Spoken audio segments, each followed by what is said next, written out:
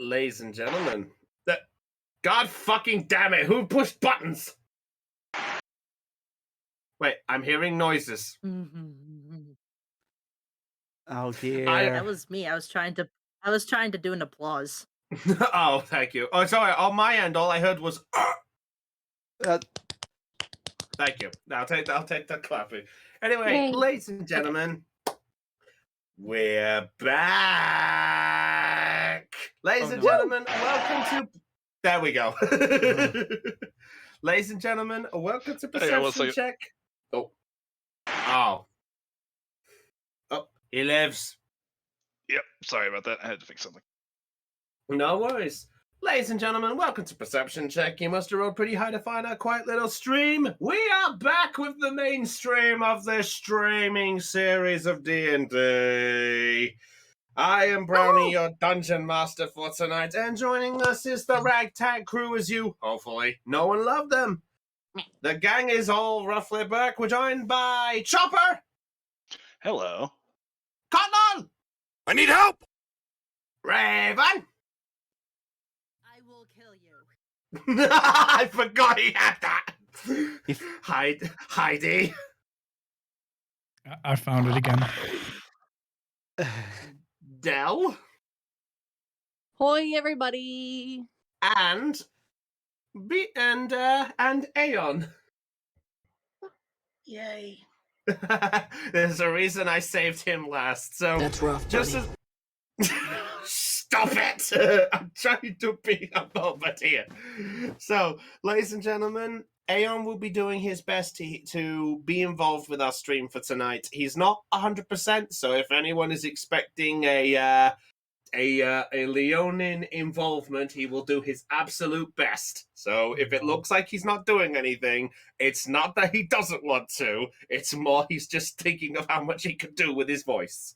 Yeah, the voice just went. Bye. No, I'm thinking more the voice went.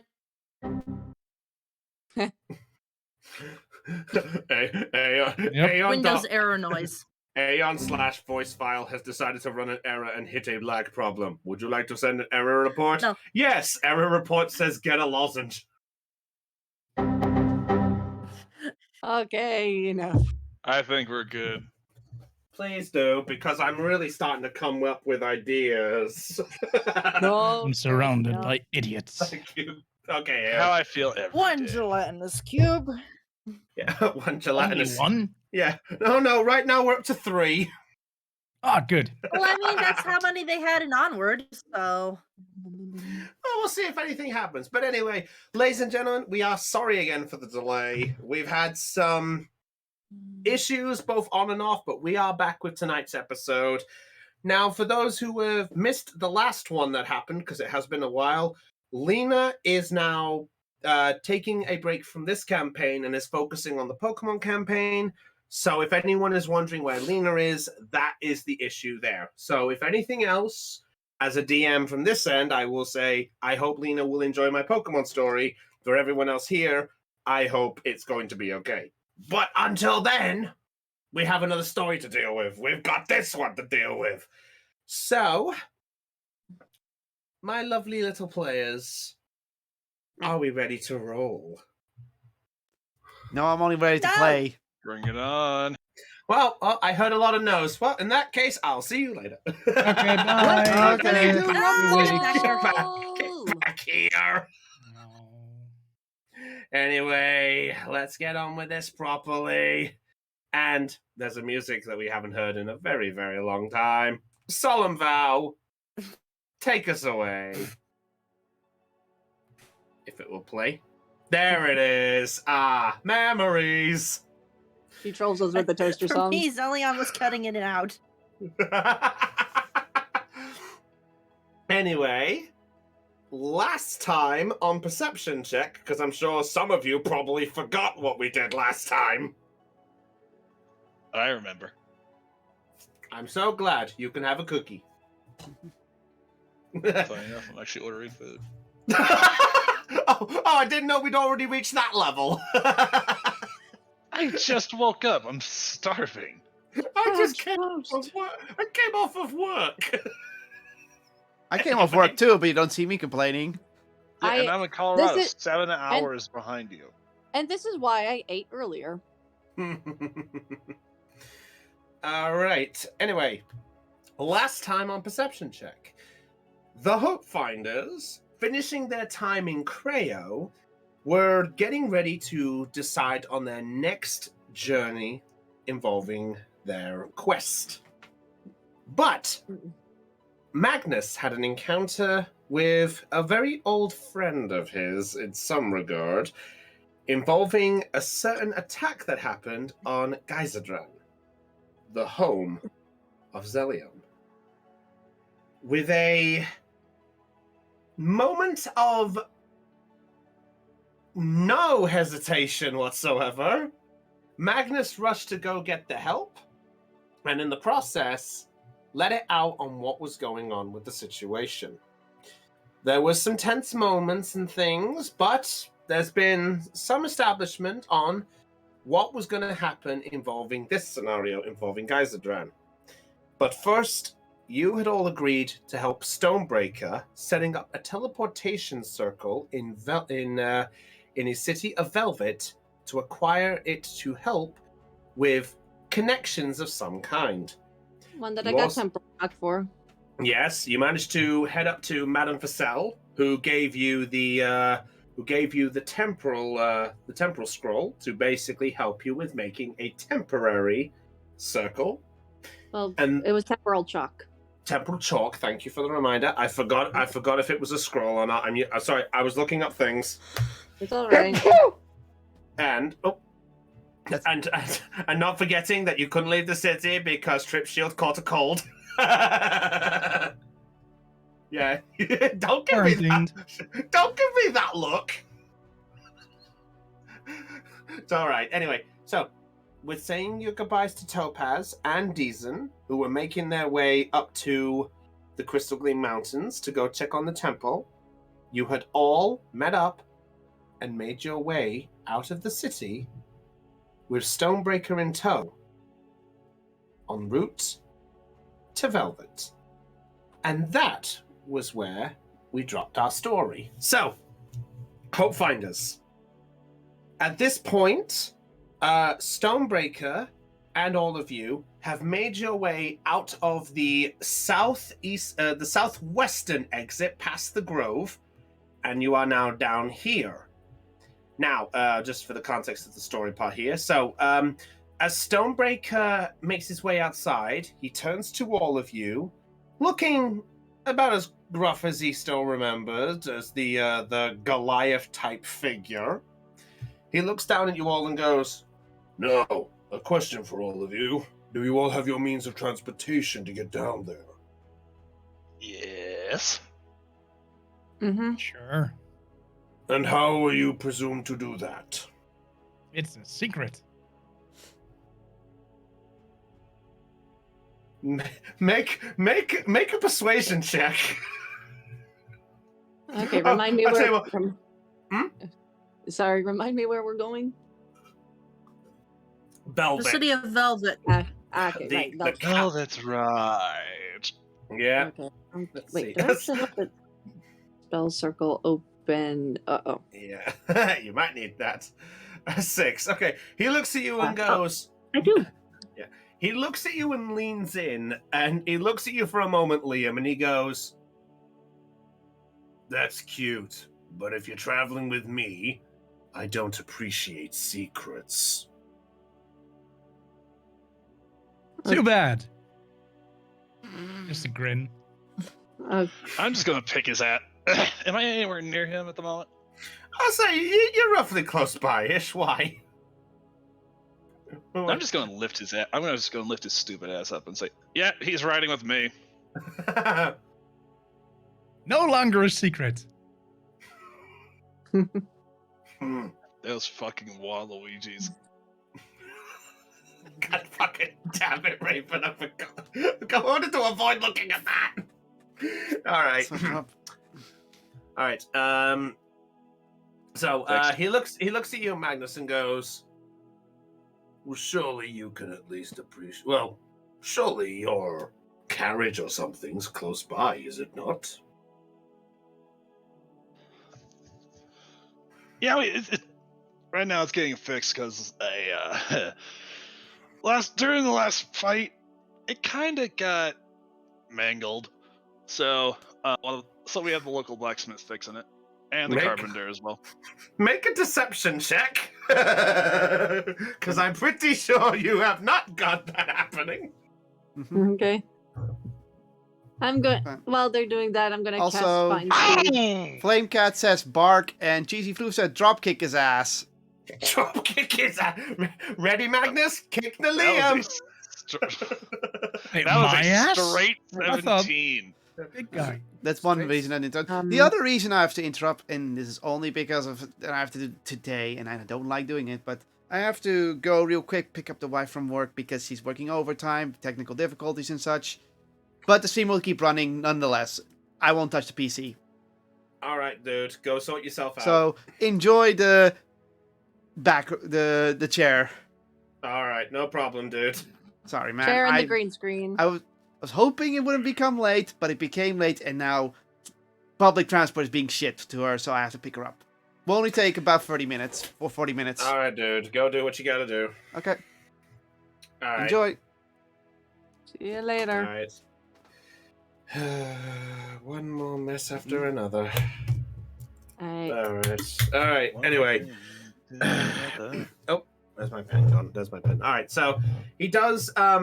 He looks at you all and just goes, "Well, in that case, you guys can travel with me then." Oh. You what? You think a high class figure like myself would come with a standard cart? Yes. Or just a horse. I don't know. That works. Well, to be honest, while all of you were doing your prep, I did my preparations. And he points over, and you see a large wooden cart that is about as big enough for 10 people. Wow. I have an idea. How about this? Are you a betting man? Oh no, Magnus. Magnus says in character. This is not the time. Magnus. I'm Don't worry, it'll be funny, and we could possibly win some gold out of it. I'm just gonna cast Find Steed and summon Anastasia. I'm a betting man. All right, yes. I might be Yeah, dabbled. Why? If Liam and I can beat you to Velvet after you leave a day ahead of us, you give us 500 gold each. No. No. Just That is- curious. It's not a safe bet to make. Excuse me, Missy, but I'm talking to the big man who thinks he knows what he's talking about. Yeah, he doesn't know what he's talking about. There That's will- the problem. There will be no end. There will not be any use of teleportation whatsoever.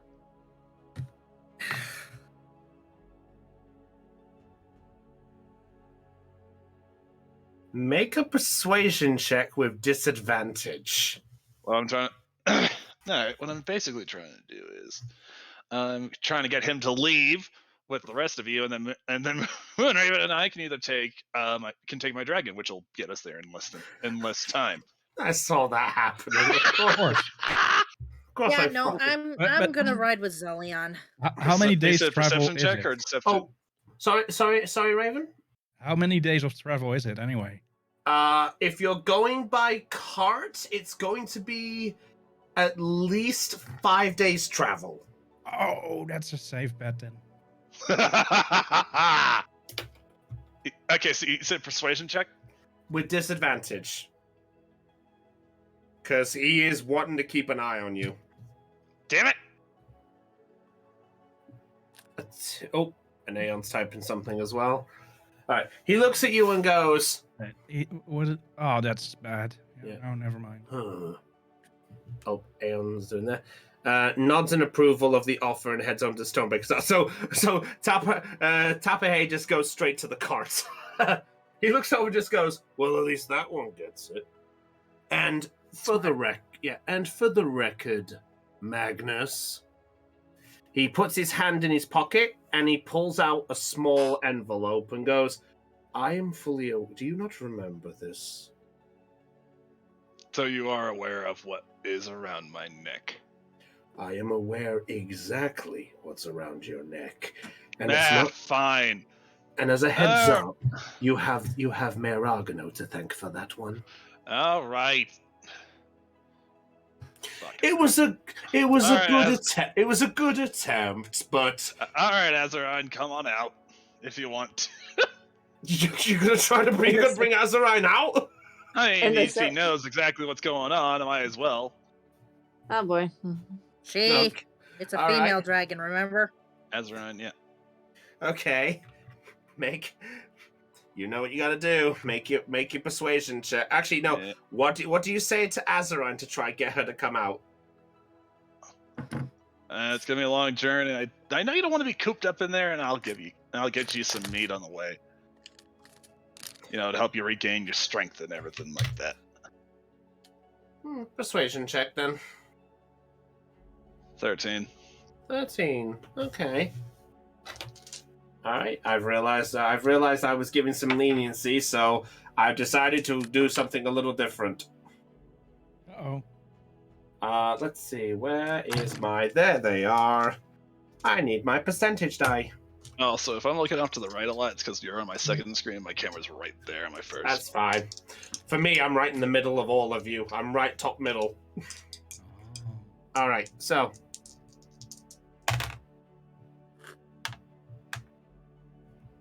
The Brady Bunch. Brady Bunch, yeah. Hey! The worst part is where Cotlos stream is the one we gotta look at. We don't know our layout on Cot stream, do we? So for all we know, we could be looking at the left and waving at just nothing. Oh, you're looking at me on my screen. No, fair enough then. Yeah, anyway. For me, Aeon just pointed at the void.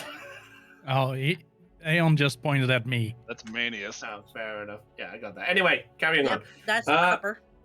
So, Nope. as you say this, by the way, your shard does begin to glow, and Azarine pops out in the small form with an 83. You convinced? Nice. So Azarine comes out and just sort of does a. Okay, so you asked me to come out. What's the real reason? Well, also because it is. I've been in shard. I've been in that shard. And I know it's kind of cramped, especially for someone of your normal size. Also, this is the leader of Velvet. This guy? Yes. And Stonebreaker just looks over and just looks down at it and just goes, I was warned how small you guys were, but I've learned not to insult anything that could be a potential problem.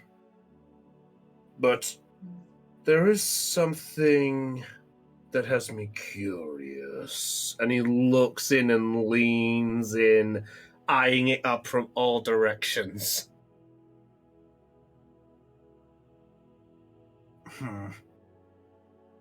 And why did you bring out your pet exactly?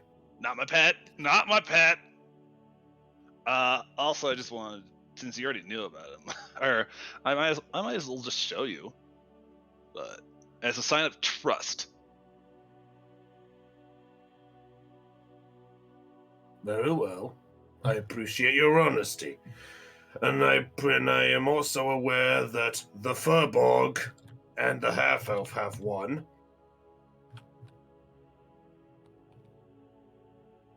Yeah, I don't think they want to come out at the moment. Anyway, I'll be right back. I'm gonna get some more meat for Azeron because I did promise her that. Give me about, I don't know, 15 minutes. Hurry. Roger that. I look down, shall we? Very well, but don't you think it's better if you go by yourself? A little dragon might not cause a great scene. we could play it off as we could play it off as Zelion playing a prank on us, on me. Zelion playing a prank. Well, he does Think have about prestidigitation. Also, think Yeah. about it. Then wasn't oh God, what's his name? Out already? Wait, you mean wait, who are you referring to? Zelion's dragon. I don't know. Zelion did Remember that whole thing where they played and everything, that whole musical thing that went on? Cool. yeah, Festival? part of the stick. Yeah, part of the stick. Yeah. Well, you I- could try, but it might be a heavy convincing. Alright, fine. I'll leave the dragon. Alright, I look at this. Alright, I'll be right back. Magnus sprints, runs off. Make an investigation check for me, please, to see if you know the shortest route to get there. You said investigation? Yeah, to try to remember that. All right. While he's doing that, what are the rest of you doing? But so I've noticed in the chat there, Zelion is offering Ursula a ride. Yes. Okay, Yes. so you guys are on Anastasia. Liam, what are you and the dog doing? Chilling. Define chillin'. Are you still out the cart, or what are you doing? Yeah, he's just leaning against the cart. All right, fair enough then. Your dog just sort of walks up to you and just looks at you with that sort of blank stare it does. Yeah, I know. Magnus is an idiot. Oh, well. And the Move. sky's blue. What else is new? Move. No. Bark. Bark. Close enough. What? I can't. I don't have a filter. I can't do that. Move. Thank you. Bark. All right. Okay. So let's see. An 8. Okay. All you remember is the route you have. Instead of 15 minutes, it takes you 25 minutes. Oh, so we left 10 minutes before he comes back. That's I don't know about that much, but you Oh, do Because I do find have one. Azarine, and Yeah. also I can just fly there. So, what type of meat do you look for? Anything large enough to feed the dragon I have, so... Okay, if you want a good amount just to stock it up at its current size, it will run you about maybe about 5 gold at most. Make it 3 days worth. Okay, so it takes a little bit with that, so 15 gold. yeah, 15 gold for that worth. They do look at you rather curiously as you order this large slab of all this meat and such, and it does sort of, he just look and sort of does his best, but he just sort of like, it takes about another like 10 minutes to get it all prepped for you. Doesn't have to be pretty.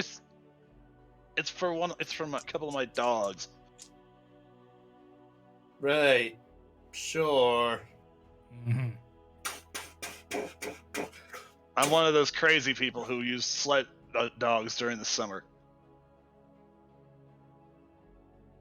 So just hurry up, please.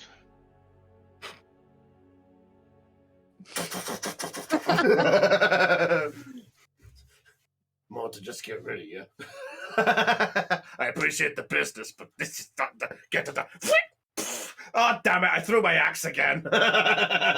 Thank you very much. I am running. I am gonna go now before they start running off without Yeah. me. You do have to remember that this is the town that you were kind of the villain. Remember? Was the villain at one? Yeah, but does it change in one day? Yes. Oh, that reminds me. Did he ever get the mask removed from the statue? They were in the process of that. Ah, Yes. okay. Okay. They were looking into that. All right, so you arrive back. In total, it takes you about, give or take, nearly about 45 minutes. Roughly 45 minutes before you get back. Sorry about that, guys. God, it took me forever to find that fucking butcher. Yeah. Hmm. All right, I toss. All right, into the cart. I say to Azarine, "Let's go." Wait. I got you your meat. So I've just realized that Ursula and Zelion have been sitting on Anastasia for about maybe 45 minutes, and the horse is just stood there just like this. You know what? I'm gonna have some fun. Uh-oh. If you have the Yeah. horse kick me, I am actually gonna kill it. No. You can't even kill Anastasia. She's a familiar. And she can also be killed. But she'll disappear. Anyway, that's not what I'm gonna do. I'm going to prestidigitate a mustache on Magnus's face. Makes you think he doesn't already have one. Huh? Makes you think he doesn't already have one. Does he? I never saw him He's with been a away from a mustache. bath and a shower. He's been away from a bath or any other pretty much any other fancy lodging for almost what was this, a month and a half? He has one. Something about that. Okay, fine. I'm gonna prestidigitate a bigger mustache on him, Pink one. like a cartoon, girl. like a cartoon mustache. Gotcha, Marks. The cartoon swirly mustache. Yeah, something like that. Yeah. Snively whiplash that. All right. So Magnus, as you come back and you go, Azrai, get in the car. All of a sudden, you feel the hairs on the top of your lip just slowly begin to sort of feel funny, and then all of a sudden, you see your mustache almost going to about out here. Whoever just did that, they are going to die. I quietly whisper in Zelion's ear, "Run." And I give Anastasia a signal to have her run. Ursula, make a stealth check for me, please, to see if you could sir. stealthily get past that. Magnus, what's your passive perception? My passive perception is 11. Oh, Yes! just beats it! Just beats it! You avoid it! Wait, hang on. Aeon raised his hand. Aeon, are you alright there? Or was that more like a, yes, great oh, that's a great move. Dang.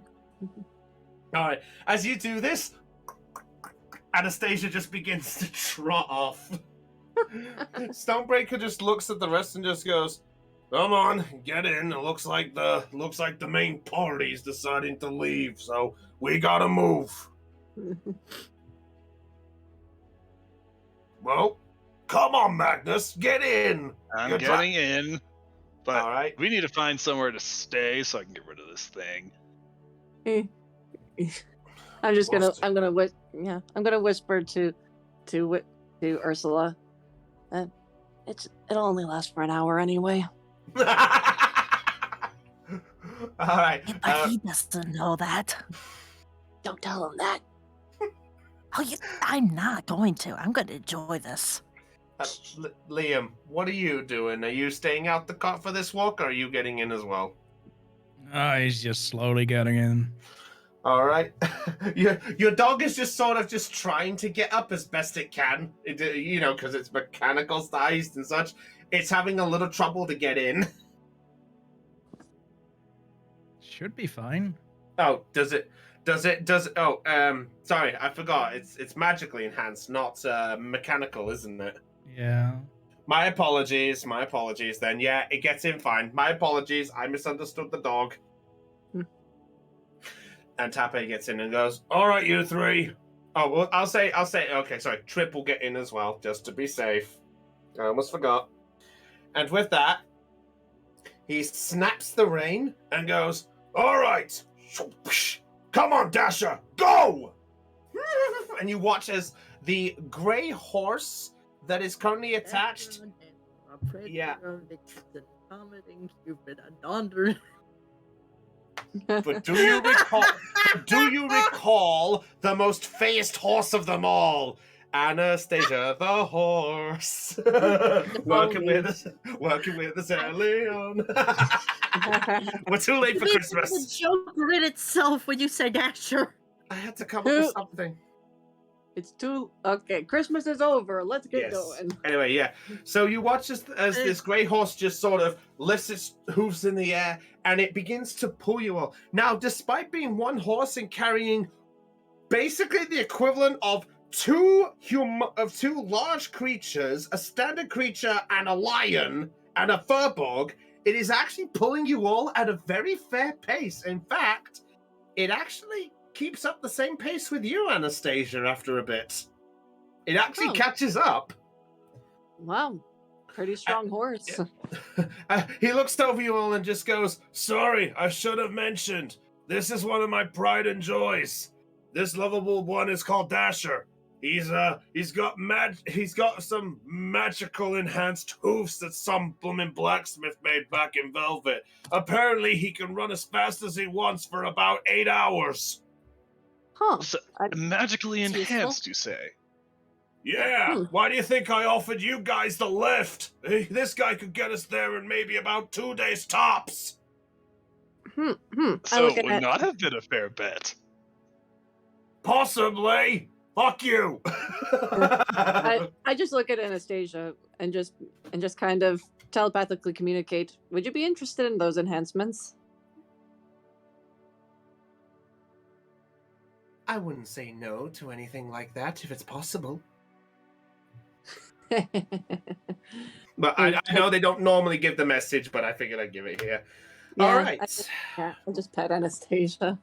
Fair enough. Okay, so at this point, Zillion, you are leading there. So at this point, we are on journey mode again. So Oh, hold up. Let me take a look at the map of Monoreal. Oh, quick. It's the map. It's the map. It's the map. It's the map. There's a caster location just up on the road ahead. Yep. Yeah. Nice. So yeah, you guys are in the process of things. I forgot I made the notes of that, so I forgot to bring that up when you guys were coming into the city the first time. My apologies. That's my fault. No, that's fine. Yeah. All right. So, for the record, I didn't even think about that for this session. I'll say that's where the first stop will be. So at this point, I would like, let's see. Stonebreaker's technically leading that one. So who is leading a lookout for the first part of the journey? You know what? I can try. Okay, I would like Tapahay and Ursula. I would like you both to make a perception check, or one of you can roll with advantage. I feel like Leonin will have better eyesight than a human, so I'll give Tapper Hay advantage. +3. He has Yep. +3. Good call there. Mine's a +2. All right, Tapahay, roll with advantage. And for the sake of this, I will say Stonebreaker will at least have some kind of journey for himself. Okay.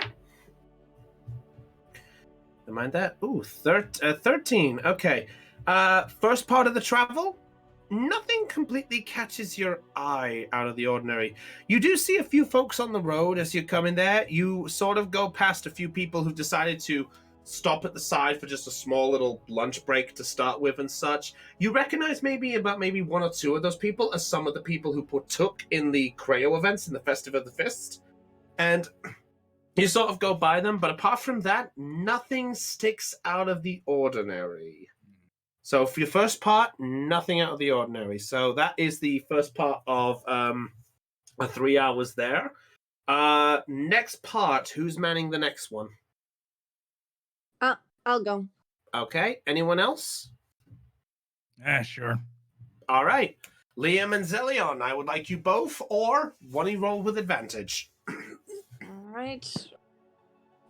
Roll with advantage. Oh, you giving it to Zillion? I have +5 perception. Go ahead then. I think Liam's giving it to you. Oh. All right. So roll with advantage. Yes. Yes. Jeez.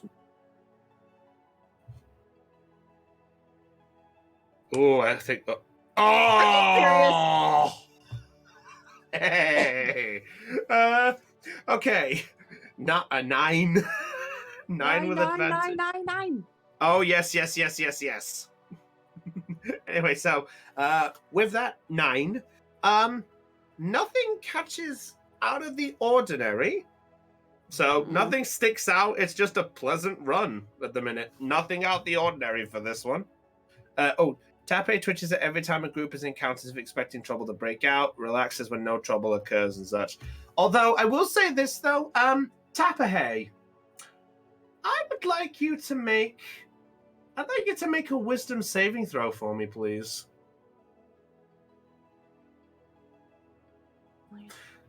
I'm really surprised no one has clicked to something yet. No, I clicked. But Go I'm on. waiting for everybody else to figure that out. 17. Okay. Heidi, go and break the character. What do you think I'm asking this for? I think you're asking because of Tapperhay's trigger to the color green. You're running past grass, aren't you? Grass, trees, bushes, you name it. Yep. This is basically There's a Tapahay's lot first... of it. Yeah, this is Tapahay's first time outside. I'll say with the 17, Tapahay, you do get a little bit tense and you feel your claws sort of grip the side of the cart as you're doing this. But you do sort of just calm down just a smidge when you realize, no, I'm not touching any of that. I'm fine. So you're safe for now. Oh no. Just you wait until he gets out of the cart. Okay, so second part of the journey, nothing out of the ordinary. Okay, last 2 hours before the sprinting stops, does anyone want to man this one?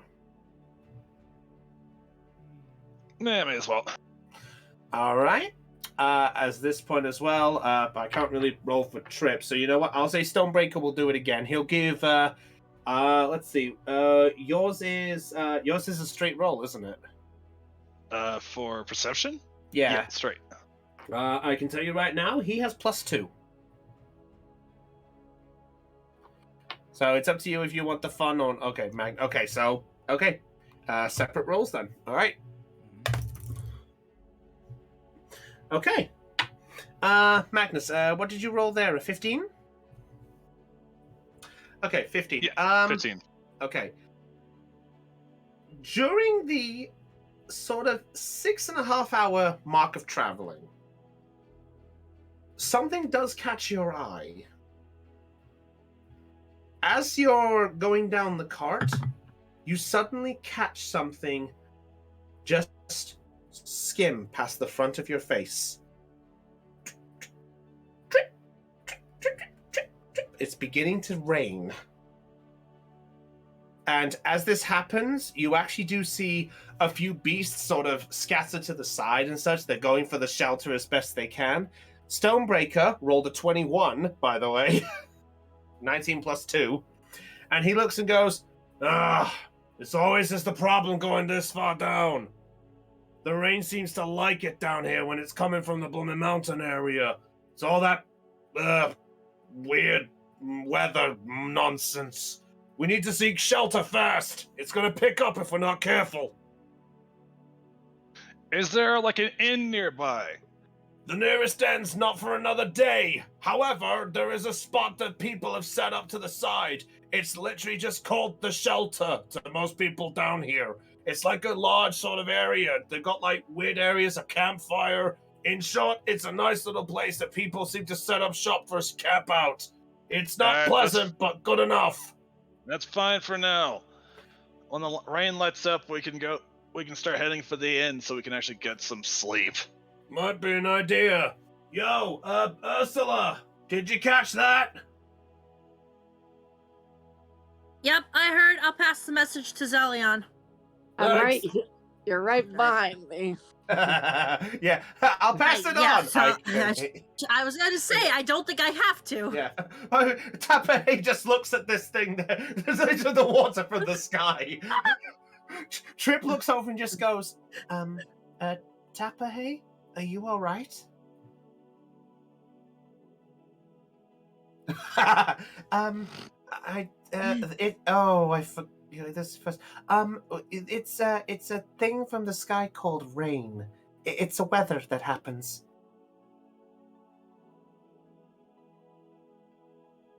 Don't worry. We're just seeking shelter so we don't get furtherly wet. I mean, you're actually musters around the mane around you. You know what? I'll say he has like a blanket or something nearby. So he just puts it over. And as this happens, you look and see some of the mane just peeking out, so it kind of looks like a blanketed version with a cannon of some kind on the front with the mane. Like the mane of her, just a I would imagine that it looks like that flew. Kind of, yeah. Poof. Oh, yeah. All right, so the rain does begin to pick up. So the rain does begin to pick up a bit more. So for about an hour, it does begin to pick up, and the rain does begin to sort of pour a bit more. It's sort of like a steady rain, not like torrential or tropical type of rain showers and such. It's like the standard sort of rain shower where it sort of begins to soak, but not to the point of drenched, if you know what I mean. As this goes on, he does point to the side and just as you guys are going onwards, Stonebreaker points to the side and goes, "There, that's the spot right there, just there on your right." So he points it out there, and he begins to slow the car. Goes, "Dasher, slow!" And with it, you watch as the hooves on Dasher begin to simmer down in glow, and then as it happens, you watch as Dasher just sort of. Stonebreaker sort of gets off as they get to the side there, and he sort of pats Dasher and such and goes, "All right, settle down, boy. You can go get a rest." Just so people can verify what that does, by the way, basically those hooves have given Dasher the haste spell. Nice. So he essentially cast haste on himself. So, as we do so, I'm going to actually move to another screen. Oh. Ooh. Huzzah. Yes. Just remember, it's Leviosa. Yeah, I know what map this is. I know. All right. I tried to make it look I tried. I picked up one I could. Just ignore the bear. Oh, hey, Trilly's here. Oh, shit. I knew somebody was off put. I knew something was wrong. Okay, we're good now. Okay, the only thing missing is Liam's dog.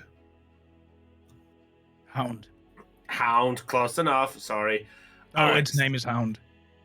It's the same thing. My apologies. All right, so he pulls the carts aside and goes, "All right, just get yourself a spot by a tree to get out of this rain."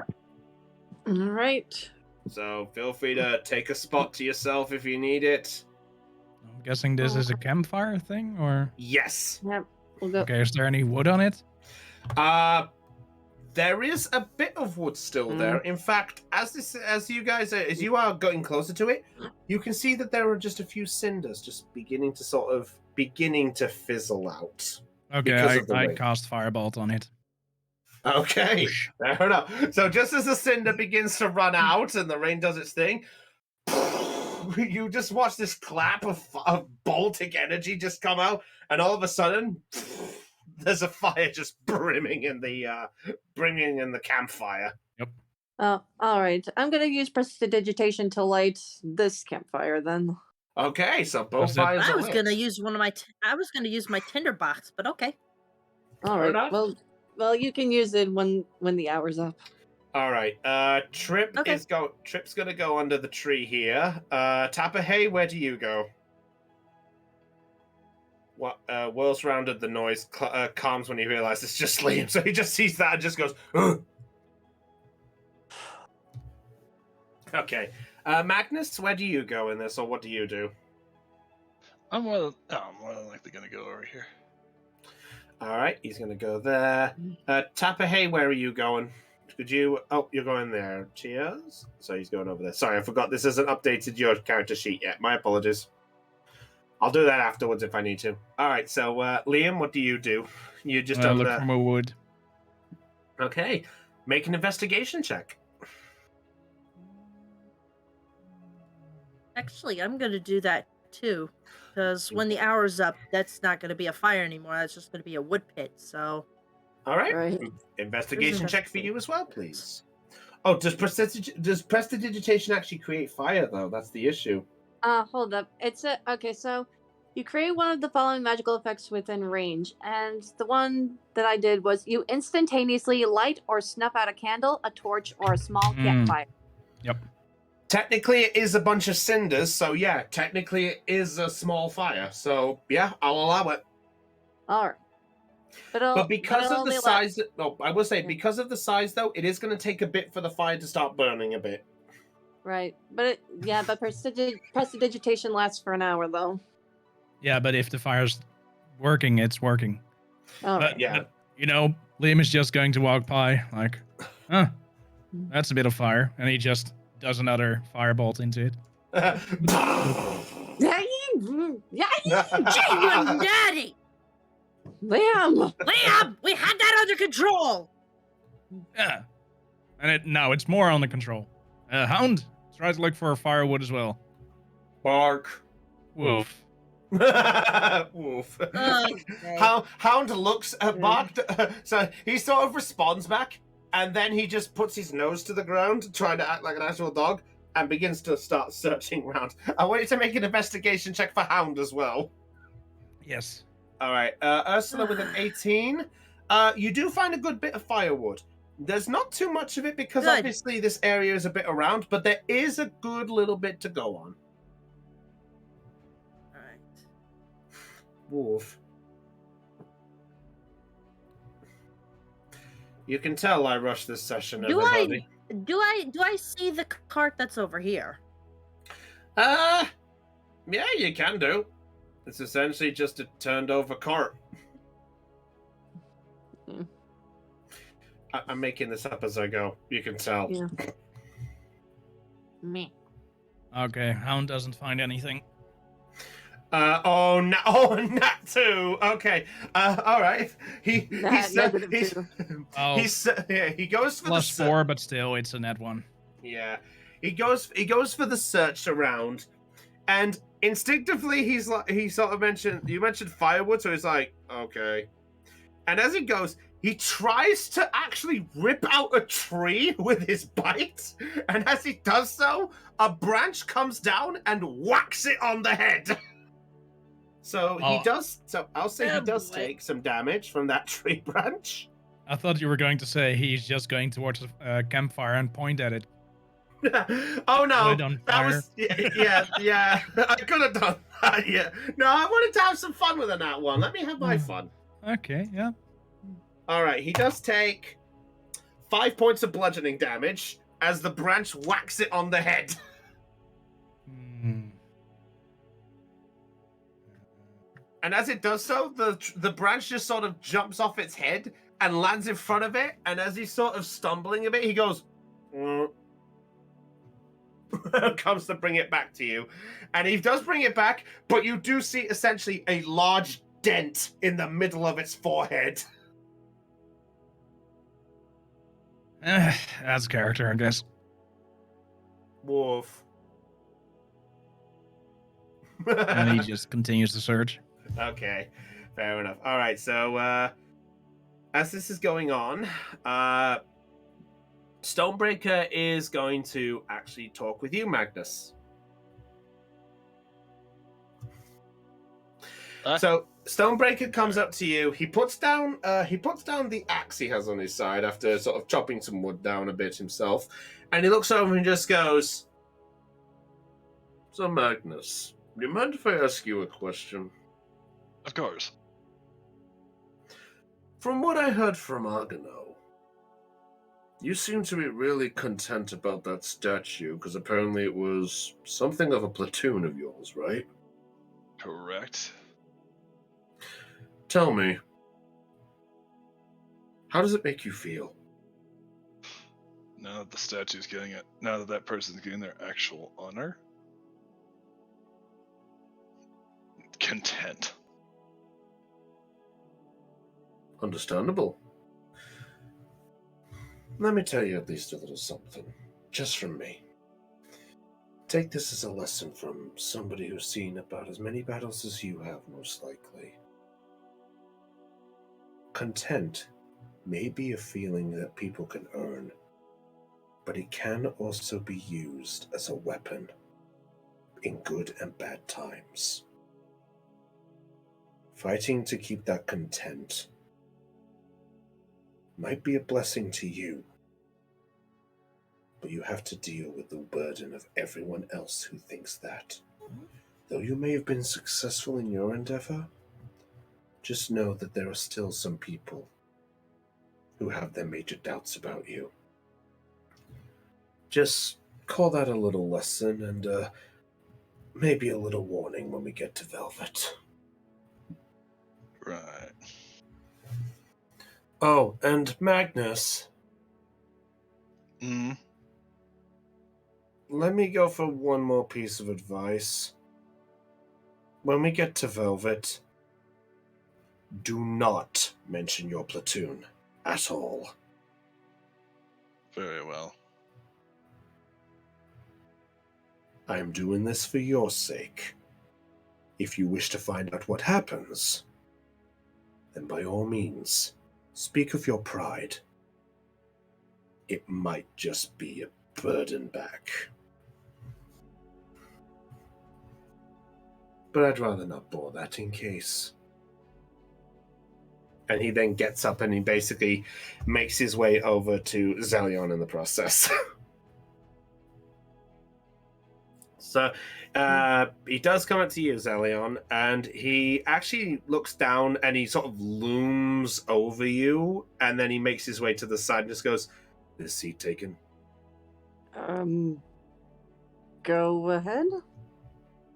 Makes his way over, and it's just as you arrive back, Ursula, as you're just holding a bunch of wood in your arms. You do have about maybe enough to at least make the fire happen again if it starts to go out. So he sort of looks over and just goes, "Zelion, right? Yeah. Listen, I actually want to apologize about something." Apologize? I feel like I may have come off a bit stern. If I did, I genuinely apologize. It's just... Velvet's my home. And I just want to see it prosper like anyone else does. And my way about it is through my own actions.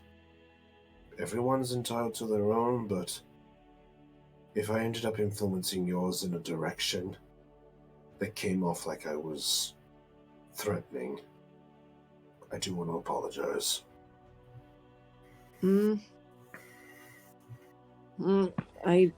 That's okay.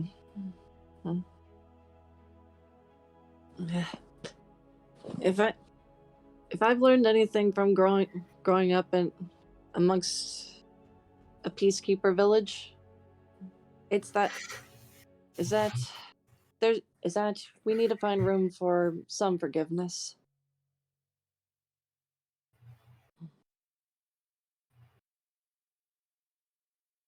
I appreciate that. Anyway, I understand you and... He actually glances over and sees you coming back, Ursula, and just goes, "I understand you and her have some time to catch up on. I will leave you to your time." Thank you. And he looks over you, Ursula, and just sort of gives a nod, and he sort of gets up and makes his way back over to the other fire. I just look at him, and when he nods, I back a little bit. Still a little wary of him, mostly because he's intimidating. I at least give him some respect. Yay. I did it. I finally got one. Yay. I just don't want to interact with anybody that might fuck my day up. Oh, don't tell me the big fighting knuckle thing back in Grayo caused a bit of a problem. It did. All right, yeah. So the night slowly begins to set in. It is coming up to about maybe 6 o'clock at this point. Is there anything anybody wishes to do before we get to the evening? Liam is still looking. Oh, wait, Liam is doing what? Sorry. Still looking for firewood. He's looking for more firewood. Yeah. Okay. Make an investigation check for me, please. I would say at disadvantage, but we know that you can, so straight roll. Is this going to be a short rest or a long rest? And that comes down to you guys. 16. 16. Okay. You find a bit more few pieces just scattered around. You do have to venture out a good little bit. You do see an odd campfire of some kind between a bunch of rocks that is a bit of a distance away, but there is some odd firewood that is scattered a bit all over the place. And quite hulking big thick pieces too. Oh, this is mine, and this is mine. This is also mine. I'll just take it back to camp. Okay, fair enough. All right, so it takes you about another 10 minutes to get back because of the distance you have to go a bit out of the way. But you do get back. The rain is still pouring down quite a little bit, but it doesn't hinder any progress and things, and the shelter is offering its nice bit. There is some odd bits of rain that do seep through the branches a bit to sort of just under, because of course it's not a proper shelter, but it does its best. And in the process, you do have an evening to yourselves. You do end up, Magnus, you do end up giving some of the meat, by the way, for Azarine, if that's what you're doing. Yep. Okay, so mark off about half of that. So you've got about 2.5 you've got 2.5 days worth of meat left. All right. The rest of you guys can basically eat rations and do whatever you need to do if anybody is doing anything like that, or is anybody doing anything in particular? I guess I'll eat some of the rations that I Yeah. got. How often do we do that? That's why I'm doing it now. Tapper, he's standing on the shelter, watching, listening, waiting, behaving much like a soldier without instructions to flow. All right. In that case, Aeon, make a perception check for me, please. If you are watching, I'll allow you to have a free one.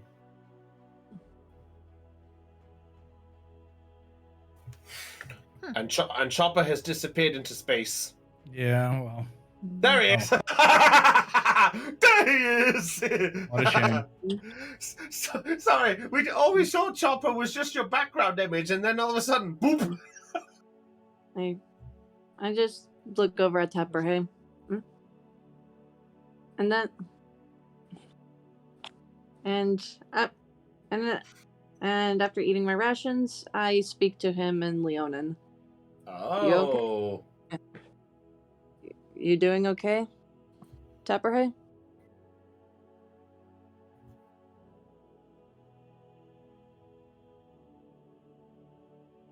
I think he's doing typing. Yeah, he's doing typing. That's fine. Okay.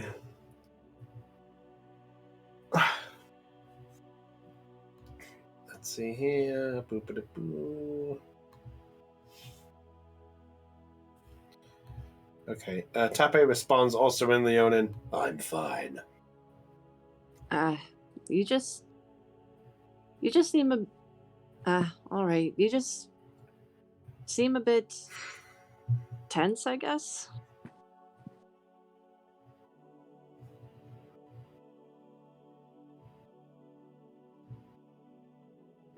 More typing. Or high typing. Also, thank you, Liam, for keeping the Waluigi hat on your dog. On Hound. And an amiibo. Amiibo! Amiibo. Waluigi, woof, woof, woof.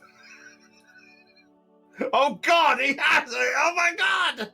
What? He has a Waluigi amiibo! Yeah, he does. Of course. Who doesn't? Oh. Also, Tepper has responded. Yeah. Just waiting for when something will happen. I just look around. What are you expecting to happen?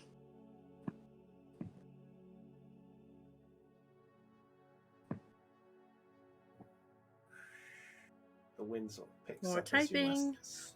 The wind begins to howl a bit as you ask this, by the way. It just begins to blow gently. The trees rustling as it does, and the rain slowly beginning to settle a bit after maybe about an hour, maybe another hour after you guys had settled down. All right. Me being the fidgety type, may I check around to see what is going on? Sure. Make an investigation or perception, depending on how far you want to go. All right. Response from Tepperhead. Something. Investigation. It just Oh, not one! should have done investigation. But hey, lights are on. Cotlaw's back! Hey, it's better Hey. than Liam's hound. Welcome Yeah. back. That's true. Hey, Cot. So just to Cotlaw's let you, back. so Cot, to give you a small heads up, you guys have traveled for 8 hours and you've arrived at a place called the Shelter to basically get out of the rain. Okay. All right. I just shrug and then tell Tepperhead. All right. If you're sure, or I guess just let us know when you find something. I guess. All right. Don't In feel the the perception I see. Yeah. So Heidi, the nat one that you got there, you was that perception? Was it? Was that perception? Okay, good to know. Okay, Ursula, you do something as you're looking around, trying to look and see if something's amiss. Something does catch your eye. A beautiful little red flower.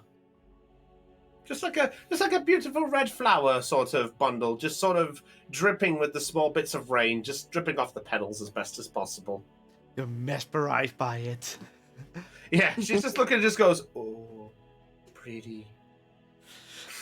And you get, and then you hear one of the gods. It's just a red flower. Do you know how complex your innards are? Suddenly, Ursula gains a fear of red. Whew. I just You can't have No. it. It's brown.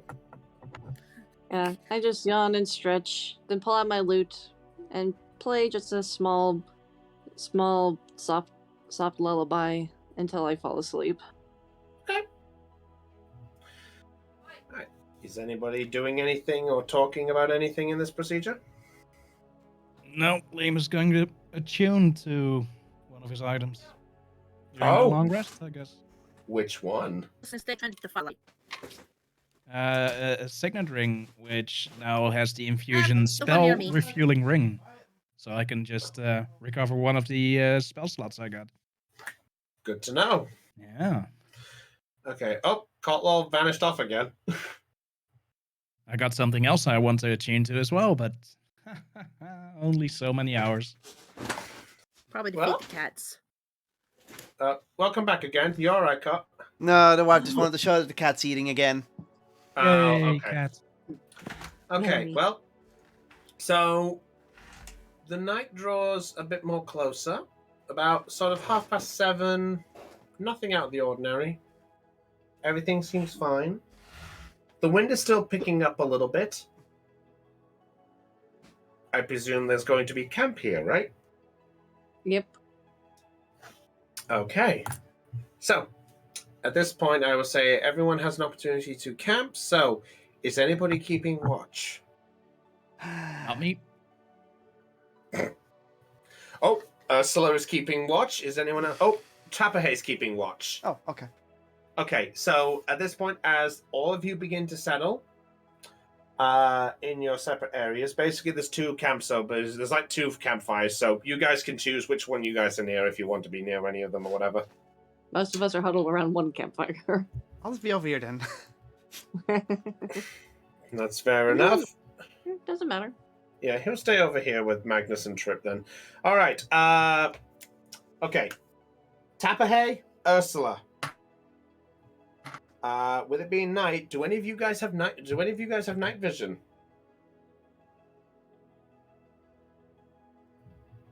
I do not, but I have a lantern Okay. that I can use. Okay, fair enough. Welcome back, Chopper. All right. Okay. Well, Leonan's got dark vision, so in which case, you both can roll straight rolls, or one of you can give the other advantage. Wait a minute. Didn't we have the same pair? Yep. Is this Stop. perception or Perception. investigate? What? Perception. Okay.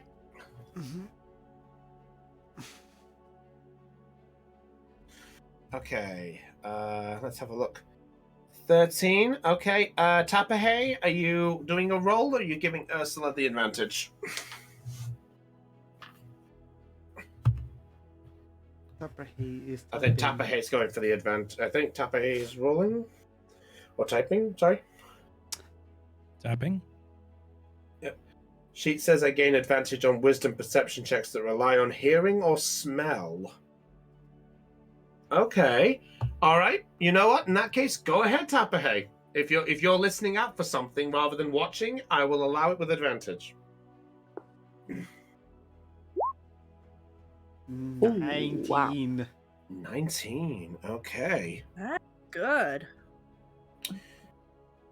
Ursula. Nothing catches sir. nothing catches your eye due to the distance with the lantern. So from the distance you can see with it, things are a little tricky. You can't really see much on there. Tapperhay. Something does catch your nose ever so slightly. You catch a whiff of what smells like bear, like wet fur bear type of fur. I'll say the 19 because of this. There's like a small amount of it, and you catch wind of maybe at least 2 large ones, and they're coming from about 30 feet from your west.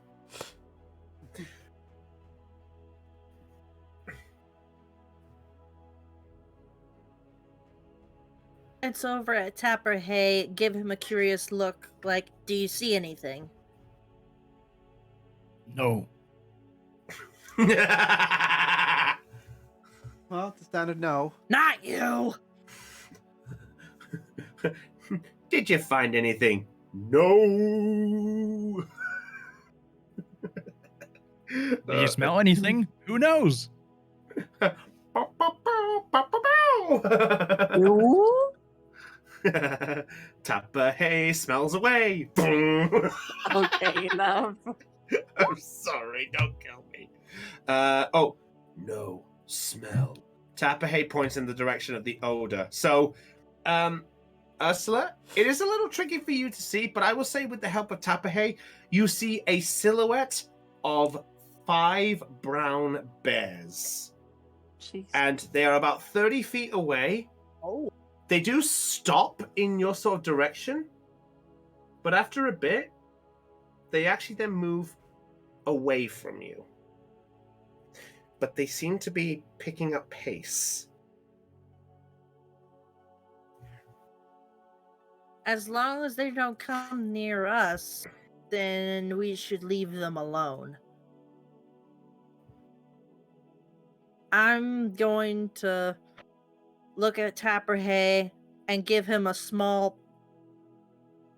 trying to tell him that they're not a threat as long as they keep moving.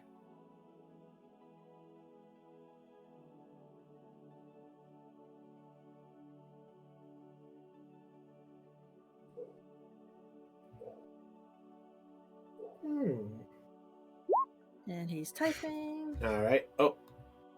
Tape keeps an eye on the bears, but doesn't engage as long as they keep moving away. Well, I will say you guys keep an eye on them for probably about 15, 20 minutes, and then they just seem to vanish out of sight. Okay. And Fair enough. for that, the rest of your watch is uneventful. All right. Who's handling the next watch? I might as well. Magnus is handling. Is anyone else going to help, or? I just looked up attunement again, and it's only a short rest, so yeah, sure. Okay. All right. Magnus, Liam, you know the stick.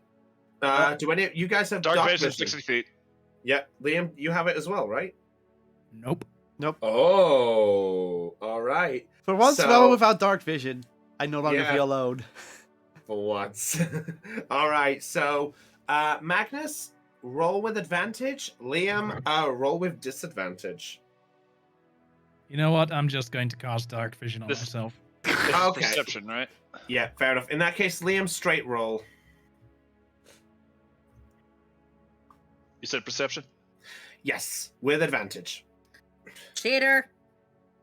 He's not cheating. I'm allowing it. 18. Okay. So, as the two of you are setting things up for a few minutes, uneventful.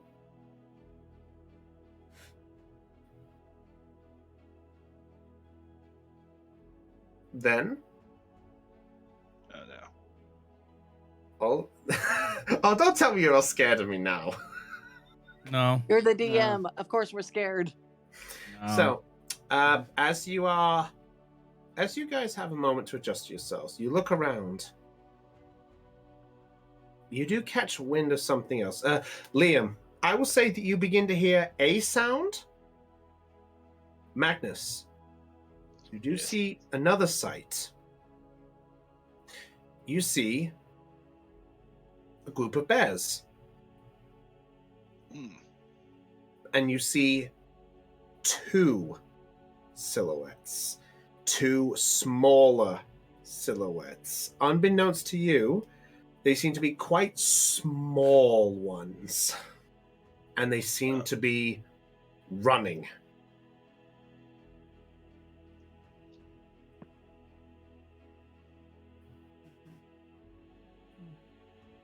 Hmm. Liam, stay here for a minute. Okay. Magnus Okay. is going to investigate. Okay, you catch wind of them over here, by the way. Oh, because of this and things, you guys would have to be together on the same side, by the way. If you guys were doing this, by the way. Wait, they are where exactly? Sorry. Yeah, basically about that. I would say you could be about where this tree is, and you could see in both directions here or whatever if you wanted to. It's up to you. And where is the thing? Sorry. It's over in this direction up here.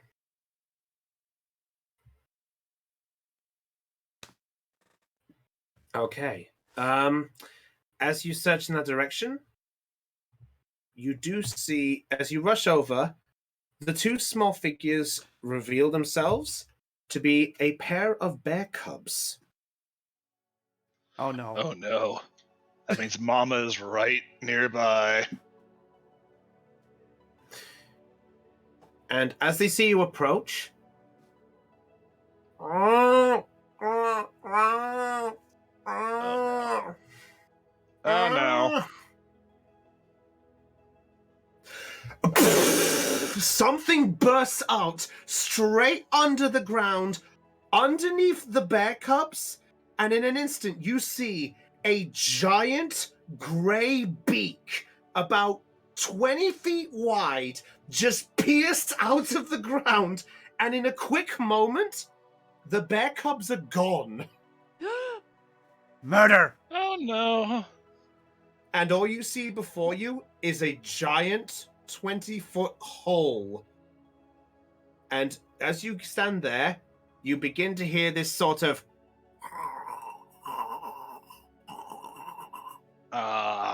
we need to move. Can I say something? Magnus is running back Oh. and then fucking saying, "We need to move now." as you run back. As you run back. No. Yes, Cotlow, what were you going to say, by the way? The cubs come in. That's the most adorable thing I can ever see. Beak comes up. It's that scene from it's that scene from Madagascar, the little duck. The little duck. Keep away. Oh, Rom. That's essentially what happened, yeah. The bear cubs are all gone, unfortunately. So, Magnus, Oh no. as you're rushing over, you are about here. Liam, you hear this noise. The others are still asleep a bit, by the way, because of the distance. And Magnus, as you rush over, it comes up again right underneath you. Let's see here. I need you to make either a strength or a dexterity saving throw for me, please. Let's see which one's higher. Strength it is. Oh no. Oh, don't tell me you're scared of my little friend. Nah. 22. Little. God. 22. Okay. As this happens, it strikes up, and the this beak thing that you saw comes up and clips your armor. You manage to resist the beak, but it's piercing into your hands, and you manage to push out of the way. Just you do take some damage, though. You do take. What is this, Pikmin? There we go. That's perfect. All right. You do take 8 points of bludgeoning damage and perfect there, and 7 points of slashing damage. I'm sorry, what was the bludgeoning damage? 8. As it strikes into you, and as it does, you begin to see this beak thing just sort of, and as this happens, you see, as you're basically pushing out, you see within the maw, basically the remains of the bear cub just disappear into the throat. Oh Oh, no. thank Jesus. And as it does, the creature squirms its way out, and you see this giant-looking brute of a creature, a smooth blue back, a sort of grayish sort of underbelly, and two claws just, and it comes up, and you see this yellow impeding eye just look at you and going, just moving around hesitantly, and it glares at you. And Oh no. in case you wondered what you're looking at, oh, I almost forgot. I made the size a bit too small. Oh. Womp womp. Here it is. I was hoping it looked more like a Pikmin bird. Yeah. Oh my days. It comes out the ground, and basically you see this sort of,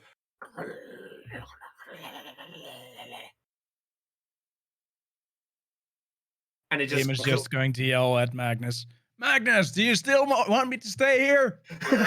No, let's fucking go! You kidding me? All right. Okay. In the scenario of this, by the way, Hale says, oh shit, by the way, at this response, I would like everyone who is asleep to roll a wisdom check to see if you wake up. Oh, it's wisdom. Actually, no, sorry, perception check with, I would say all with disadvantage, except Aeon, who has advantage on his, so a straight roll for Aeon. Okay, so And just in case you want a better look of what you have, ta-da! That's what it looks like. That's a big mouth. Yeah, this is what you have here, and it just comes out the ground, and basically says, oh no. "Oh, not one." Okay. Oh, I'm just right behind with something worse. there's no point in even me rolling anymore, is there? No.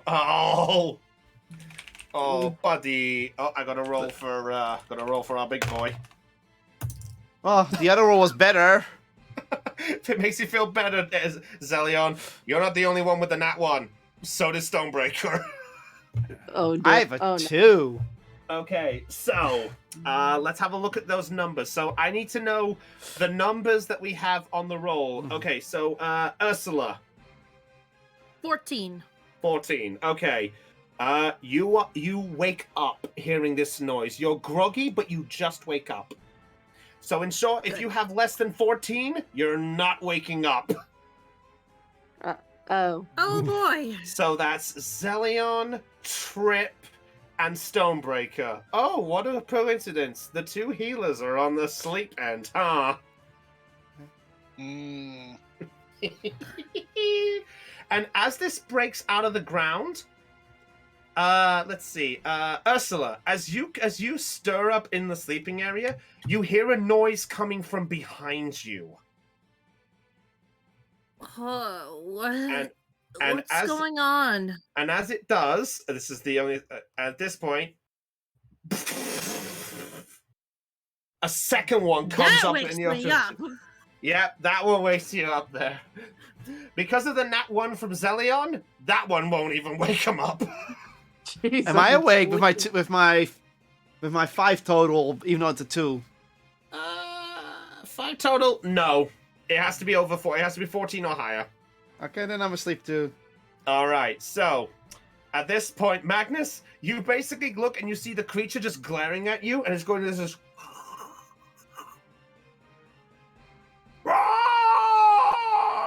I'ma kill it. Roll for initiative. 20. Magnus! I thought you were joking! Fuck! 12. You are an asshole! I'ma cut its head off. Oh, no! So, would you guys like to know the name of the creature that you are fighting? Oh, please let it be something punny. Actually, you are very clever with this because it is a pun. Its name is a bullet. Oh, no. It's a bullet. Its name is a bullet. BULETTE. Bullet! Even though I'm asleep, I did roll just in I get case it. you had to know. I appreciate that. Chris, And you know why wow. that name is so funny? Why? Sleeping It's Trip is because fast. It's because that's what the Russians say before they die. All right, I'm gonna roll for Stonebreaker. Trip is fast when asleep. Okay, so Stone. Give me a minute. I need to write this down for later. Okay, I need to roll for. I need to roll for the bullet. Really? Okay, thanks, bullets. I'll take that in mind. Wait, one moment. Someone didn't roll. Yeah. Who hasn't rolled yet? That's a good one, Aeon. That's a good one. Okay. Del, you still have to roll. Yeah, you are asleep, but you still need to roll because we need to get you wake up on your turn. Oh, I need to roll initiative. Yes, you do. Yes. Because we need to try to get you to wake up. All right, initiative 5. 10. Okay, so 25 to 20. 20. 20. Okay. What's your dexterity, by the way? 13. Good to know. Hmm. Okay. All right. 15 to 20. 16. 16 for Trip. Good to know. Yeah, as I said, Okay. she's fast today. Yeah, she is. All right. Oh dear. No, this is not looking good for you guys. 5 to 10. 10. Hey, you skipped me. I'm a Oh, 14. so- My apologies. My apologies. Oh, sorry, 19. Oh, god damn it. God damn it. What? No, you're Oh, no, 12. 12. I'm wrong. Sorry. You're 12. Yeah, you It's like, what are you talking about? 12. 12. Sorry, my brain is kind of frozen All right. today. Trip. Nothing new there. Okay. Love you Ursula, too, let's see. Ursula with what number again? Sorry. 14. Okay. I'm gonna have to. I want to make a joke to Chopper. 5 to 10. 10. Alright, with an 8. So Zelion with a 10. Tapahey with an 8. Okay, well, you'll be happy to know Stonebreaker ties with you, Aeon. Yay. Also, All right. what a joke. Hey, Chopper. Maybe you should be more down to earth. Haha, I get it. That you're Zelion. grounded. All right. Did I miss anyone from the list? Okay. Nope. Oh, so Stonebreaker. All right. Oh, okay. Oh, there's 2 of them? Yeah, you just noticed the second one? Yes. Yes, I just noticed the second one. There. It's also bigger than the other one. Oh, is it? Did I make it slightly bigger? Yeah, it's slightly bigger. Oh, son of a beeswax. Oh, I did. It's okay. One size too big. Hey, maybe it's the mother worm. No, it's not. It's not. No. All right. Okay, so as this happens, all this is going on here, and the two sort of bullet creatures, they come out the ground. Ursula, you get a glance and see one of them just coming up behind you, and you just hear this. But top of the round, only just is Liam. Liam, I will tell you right now, the bullets have the next turn, and you won it by 1. By your dexterity, by the way. All right, so So, hold on. short version. Liam and the bullets rolled the same number, but Liam's dex is higher, so he goes first. So, Yikes. Liam, what are you doing? Oh, I'm going to move here. I'm going to cast haste upon Magnus. All right, so Magnus, you watch this happen here. All right, so let's see. Haste. Okay, choose a willing creature. Speed is doubled and +2 to AC. Advantage on dex saving throws. That would have been nice. And it gains an addition. Yeah, all right. An additional action each turn. So the action is. Yeah. No, I think it's like he does have a shaving of licorice root, but I guess he has that. Yeah, he's got some items. I'll say he does. It doesn't consume it as well, so yeah. That's how it All right, consumes, yeah. Okay, good to know. So I will make a note on Magnus. Yes, I get to actually incorporate this. Get an extra action as well. Oh Yeah. Mhm. I will make a note with a tag on Magnus with a red mark and a blue mark. Yeah, just do a red marks. Yeah. So Magnus, you are hasted. Yep. And What as the a hell is bonus haste? action, I order Hound to kick Stonebreaker. Okay. All right.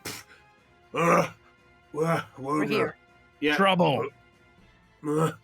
What? Oh, for fuck's sake! Can't a guy slit? Oh, fucking hell! What are we looking at? You And it- sleep, you die.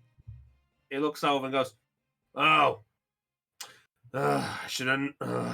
Another day again. All right, come on then." So Stonebreaker is up, so he does not have to roll to wake up. Mm-hmm. All right, is that it for your turn? Yeah, that's it. All right, so next up, it's the bullets. Bullet. Yeah. Can you Yeah. Funny, some people think they can outsmart me, but I've yet to meet someone who can outrun Bullet. I know the actual line. All right, so this one's going to move up, and it's going for the attack again on Magnus.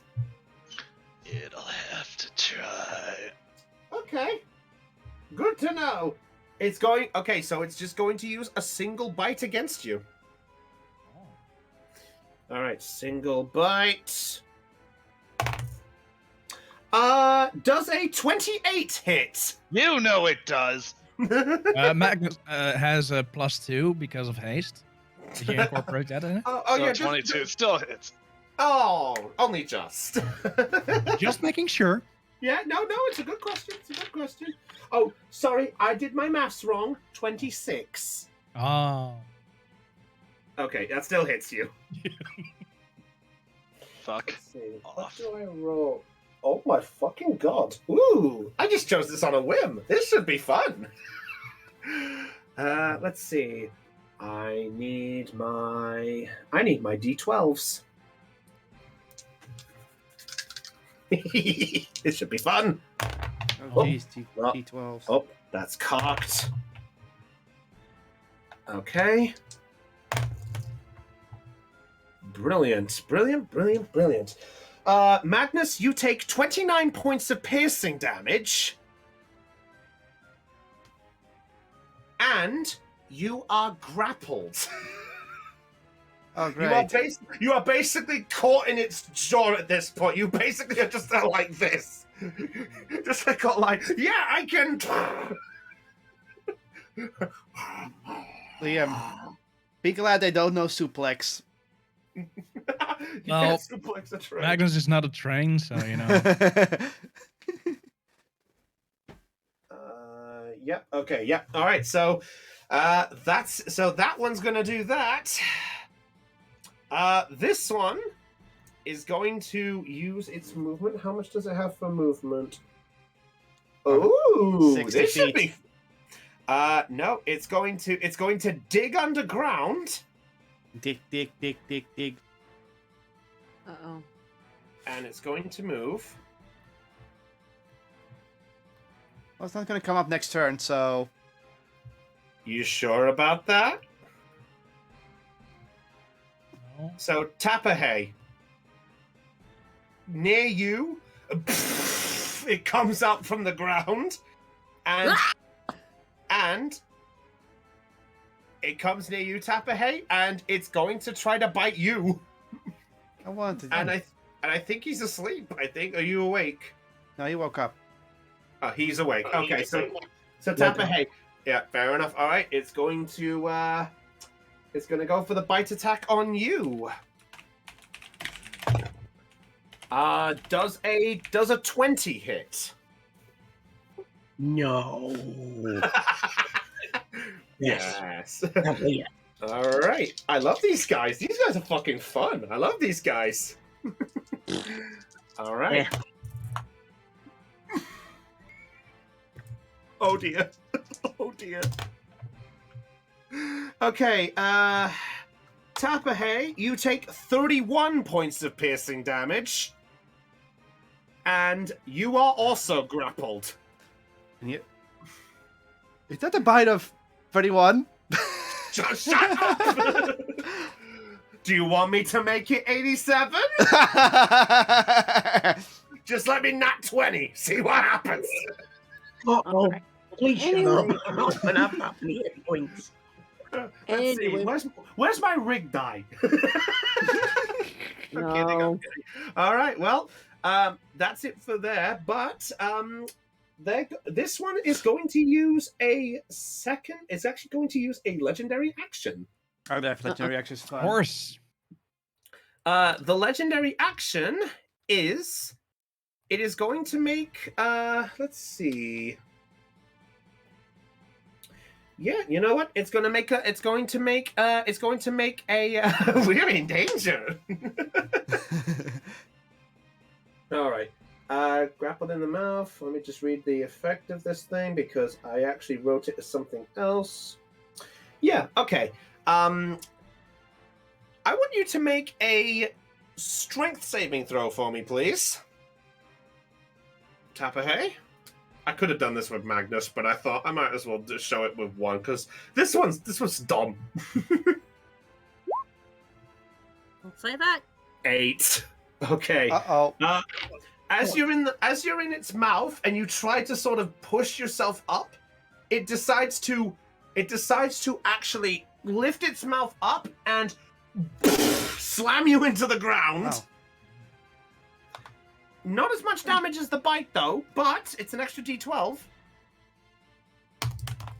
That is 9 points of bludgeoning damage as you are slammed into the floor. Okay. All right, and that's it for their turn. Yeah, I thought it was going to be Swallow. No. Ironically enough, I'm going to read the biology of this thing. A bullet's throat is incredibly small. It prefers to chew up its food before it gulps it. Ah. Ugh. So take that analogy, what you will. All right. So next up, Trip. Off you go. What can I do? I'm still asleep. Yo, you are okay. Make a wisdom check to see if you wake up. Well, at least wisdom is one of my better stats. Let me triple check if it's the right number before I press the number. Wisdom is... Get high. Oh no, You that's gotta- actually higher. Huh. You gotta get 14 or higher. Well, it should be hard with this number. There we go. There you go. Yep. So Trip, you are awake. So as you hear the slam into the ground, you actually stir and you see Liam before you. What? Fight. Five what? And at that point, you actually do hear this. Oh. All right. Ursula, I think it's your go now, because I don't think Trip could do anything else waking up. Well, yeah, I'm getting up. That's the only thing I can do afterwards. Yeah, That's it. That's my fair movement enough. gone. So, Sorry. All right, Ursula, off you go. Is Zelion awake? Not until their turn. With the nat 1, I'm gonna have to make them roll for it. Eh. Oh, If you want to wake them up now, it's gonna take your action. oh shit. Yep, I'm gonna use my action. I'm going to just really give him a good jostle. Like, All right. Zelion, wake the fuck up! We're under attack! Okay. Yep. Zelion, I will say with that one, you don't have to roll. You do sort of get shotted awake. Okay, Ursula, whoa. And Zelion, as you get woken up, you see a glance of the beak basically just looming over the fire, and you both see the glint of the fire just going from underneath it, and sort of this beak just sticking out, and Tapahay currently just in its mouth like this. Like,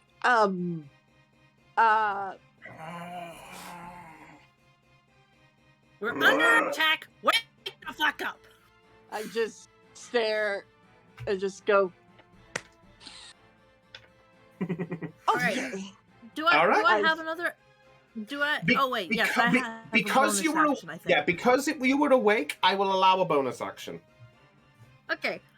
I'm going to cast Frostbite on the creature. Frostbite. Frostbite! All right. Is there a save I have to do, or do you do the thing? I do the tink. All Oh, it right. does have a save. A What was that? saving throw. Constitution saving throw. Ooh, good to know. Okay. 17.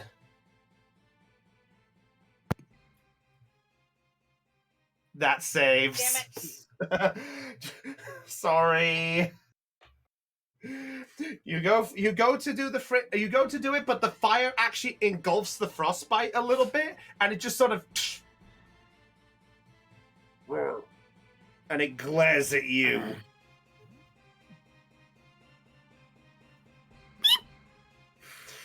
All right, is that it for your turn?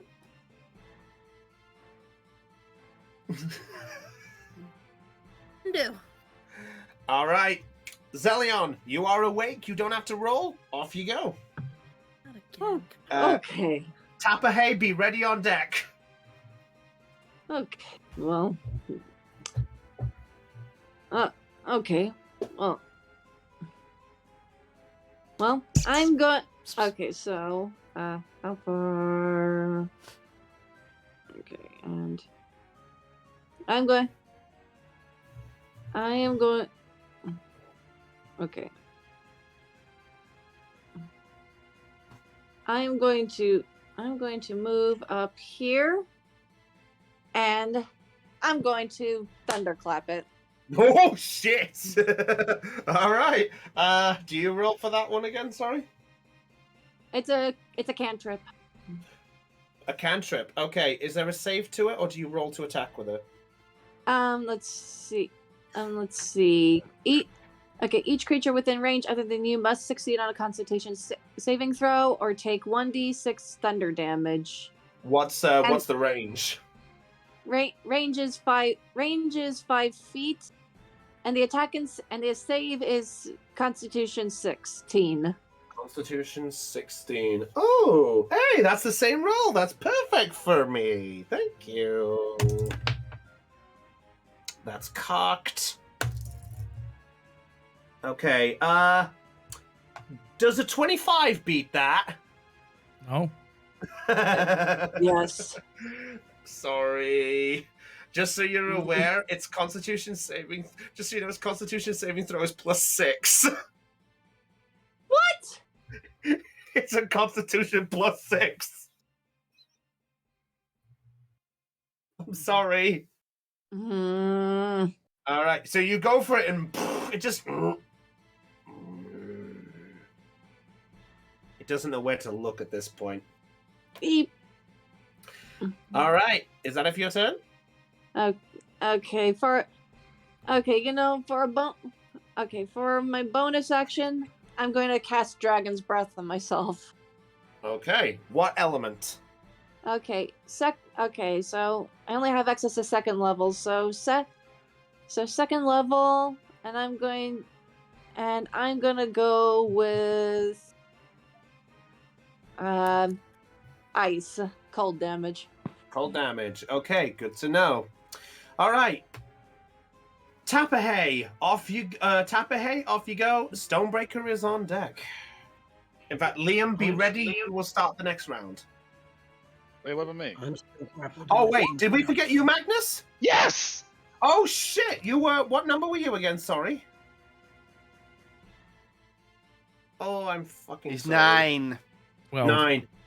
Oh, he was 12. Okay, so he was actually before Zelion. My mistake. All right. Also, I realized I'm out of hot peppers, so. Oh, it's fine. I'll say you kicked up 1-6. All right, so before we get to you, Tapahey, we'll do Magnus. Is that all right? All right, Magnus. So right now you are feeling rather speedy, but you are currently clapped within the jaw of this fucking beast. Do I still have use of my arms? Yes, you do. You know what I'm going to do then. You're gonna try swing with your blade? Mm-hmm. All right, swing with the blade if you're doing that. Bulletproof. It's dead. Oh, you're using the Vorpal blade, aren't you? Hey, did we nerf that thing? yep. We did nerf that thing, to be fair, yes. We did, but basically the ruling that we did was if it was a creature that, okay, sorry. The ruling that I've decided, because I looked things up, is he could try to do it once per day, but because of this being it, okay, you know what? Here's what I've decided to do. Because of your critical thing with the, but you know what? Fuck it. I'll allow it on this one. If I get another one this day, I will not. It won't be. Yeah, that's killing. fine. But Well, it's dead. Yeah, so in a quick succession, how the fuck do you want to do this? Cut its head off. Simple as that. From the Fair inside, enough. sword goes out from the skin and just goes. All right, so as it's slamming its jaw and it does that sort of cartoon gag where it fully puts you in the mouth, just as it's about to bury underground, it just sticks straight through the top of it. It's just like, and it just sort of just does that cartoon sort of. That was way too quick. There's a third one. Huzzah! I haven't thought of the third one. I think we need a third one. I could add one, but okay, fair enough. Right, that's that one fucking done. This thing is still dang Last strong, one I'm though. doing. Don't worry, it'll be for a while. It's all right. All right. You know what? I've decided on this rule that if he gets it in the same fight, the first one is normal. The second one is the elemental damage. That's the ruling. I found my notes on it. So yeah. So that's his first one with this on his day. So he's allowed to have it this day because it's still technically the same day. So he's allowed it. All right. Well, you are technically out of it. So you do technically have extra movement and another attack if you can get there. I have more than an extra attack. Oh, you do, don't you? Why do you think I hasted him? All right. To be fair, if I lose concentration, he can't do anything. Yeah. That's close enough. Yep. Yeah, he can You get have double there. movement, so you can easily get there. Hello, have you heard about our Lord and Savior? Sword? Go ahead, roll the attack. Watch him get a nat 1. I'd laugh. We can only hope. 19. Plus 11. Yeah. 19 just hits. Ooh. They are. Yeah, 1d, there you go. 19 just 1d8 hits. plus 7.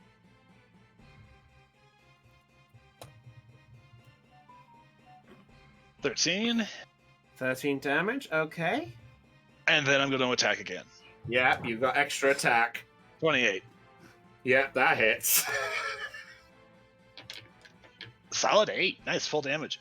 So a solid 8. So how much is that damage? Sorry. 15. 15 damage. Oh wow. Okay, that's done a bit to him. Yeah. So you slash with the blade, going for the same spot you tried to, but this time it sort of deflects its beak a bit more, and it sort of slashes against it, but it's sort of. You actually do miss Tapahey just, and you do get a glimpse to see Tapahey in its mouth as it turns to you. Hello. Oh, and then I'm going to attack again. Oh, for fuck's sake! Bonus action. Nope, not even bonus action in this case. He He gave me an Action extra surge. attack, so I can actually attack 4 times. Oh my fucking! He does. This is his third. This is his fourth attack, technically. 20. Remember, this is only 5 seconds, so Diddy Boys got eaten in 1 second and cut himself out, then ran over, and now he's like, 11 points. Yep. All right. Fair enough. And then I'm going to use action surge. Liam, I fucking hate you. Oh, you're welcome. This is Wait. this is the speed. 27. That hits. 9. 9. And that's the end of my turn. Good day. So 5 attacks there. Thank you, Liam. Okay. That's it. You didn't even kill it. I killed the first one, didn't I? So? If he was a monk. Tapahey, your go. You know what? Now I wish I did the fucking thing on you. Oh, yeah. By the way, these guys don't have legendary action. I made it up for the sake of doing something. Meh. I'm still Tapahey is still grappled in its mouth, correct? Yes, currently right now. So if you were wanting to move, you are going to have to use your action to break out of its grapple. Oh. Okay. Tapahey is going to attempt to grapple out of its mouth. And Okay. as he pushes, you see like the muscles and the veins in his body almost start swelling. Not just with the effort, but something else is going on there. Oh, And shit. eventually I'm going to shift. Oh, shit. Okay. Oh, we're doing this, are we? Oh, I've been looking this up. Wait. Shift? What is. Racial yeah. ability. Oh no. Do you want to explain what this does? No, he's going to leave it a surprise and just let this roll happen. Let his rolls happen. All right, so yeah, you watch as he begins to sort of just push himself up, almost sort of Dragon Ball style, feeling like he's powering up in a way. Essentially, I get 13 temporary hit points, and that's all we need to know about for the minute. And I'm going to attempt to break out of this damn thing. All right, make a strength contested roll for me, please.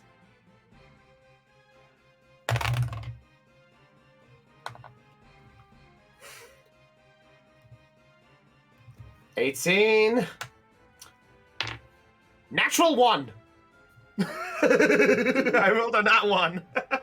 So 6. So it sort of tries to do the same thing on you, but then it just sort of so you actually get out of its grab, and you are there now, right in front of it, and it just. Yeah, I'm just going to sock it on the inside of the jaw and get out of there.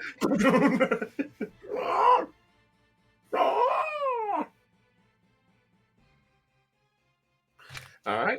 So that's your action.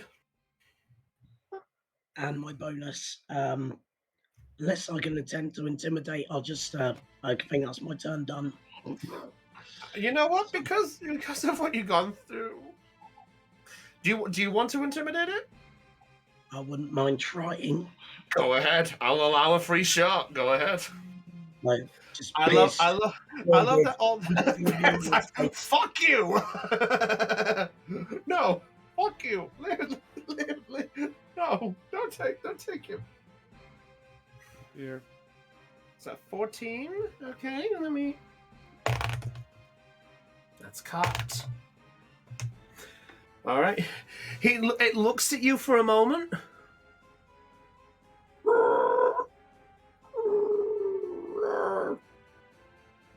It is looking hesitant, but not fully. I glare, All right. and it's my turn. All right. Now, Stonebreaker's turn. Well, I get to have my fun. So Stonebreaker, watching all this, watching Magnus just whoosh by, is like, "What? Oh, right." And he's going to pull out his axe. And break some stones. Yeah, he's going to break some stones.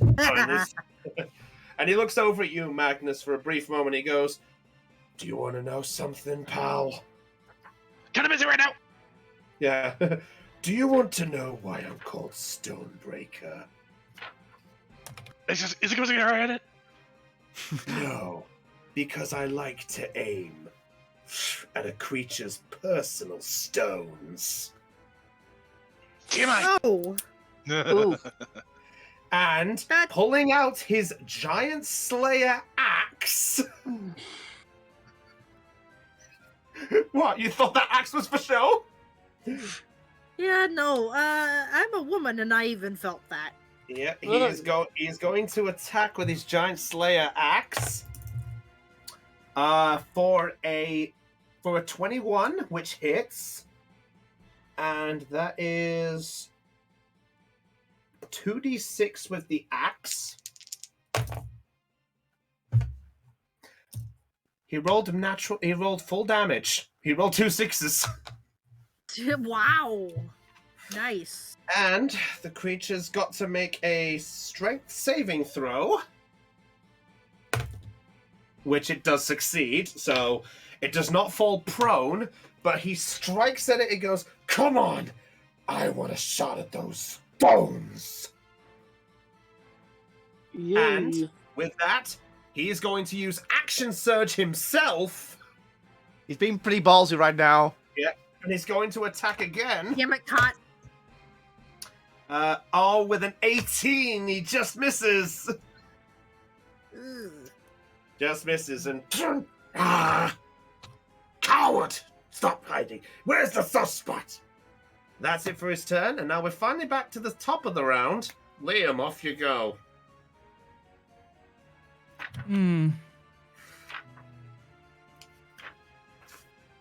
Yeah. Well, I'll just fireball them. All right. 19 to hit. That hits. 19 exact armor. And 17 points of whooshy whoosh. So 17 whooshy whoosh. Yes. All right, 17 whooshy whoosh damage. I'll keep that in mind. So what we have whooshy whoosh damage. So how long before we get brrr damage? Hopefully when it gets to my All right. turn. It is not looking too good at the minute, by the way. Wow. What a Magnus, surprise. Magnus really fucked it up. Not gonna lie. Okay. But it's his turn anyway. Yep. Is that it for your turn, Liam? Yeah. I think the rest of the people can handle it. All right. Well, it is the bullet's turn. I'm going to see if it's even going to do anything with the intimidation.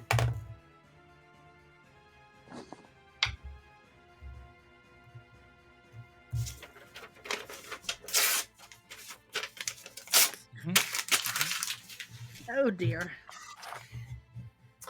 It just buries underground and fucks off. Yeah. Okay. Yeah. It rolled a natural 1. Ouch. So I essentially Oh, I essentially, in this procedure, had... Just so you know, those things had 130 hit points. Jeez. You fuckers. Well then. Wait, Oh, did it dear. just run off? Yep, Yes. it Wait, let it's go. I gone? will tell you right now. Um, Yes. No, question. Tapperhay is still grappled. No, he got out of it. Oh, okay. He got out of it on the last turn. Okay. All right. With that, Okay. combat has ended. I'm just gonna look down at the hole and just use my ice breath to seal the hole closed. Oh yeah, the dragon breath. Fair enough. Don't want to let it go to waste. Drift just blinks. Huh? What the heck hell was was that? that? Jenks. Stonebreaker. So. Excuse me a minute. Get rid of that. There we go. All right. So Stonebreaker just sort of sighs a bit and goes, "Typical. Looks like they started migrating again." What started migrating? You did not tell us that there were going to be monsters in this area. You thought any travel would not? But Oh, I you guess this still- is my but ship. you- I'm going to sleep. Fine. Look, the main thing is, those things are creatures that we call bullets. These bullets are known to migrate to mountainous regions whenever the time of the year comes around. The fact that there were two of them is a complete surprise, though. They normally stay alone. Weird. Although They the didn't. only... Wait, there were two of them?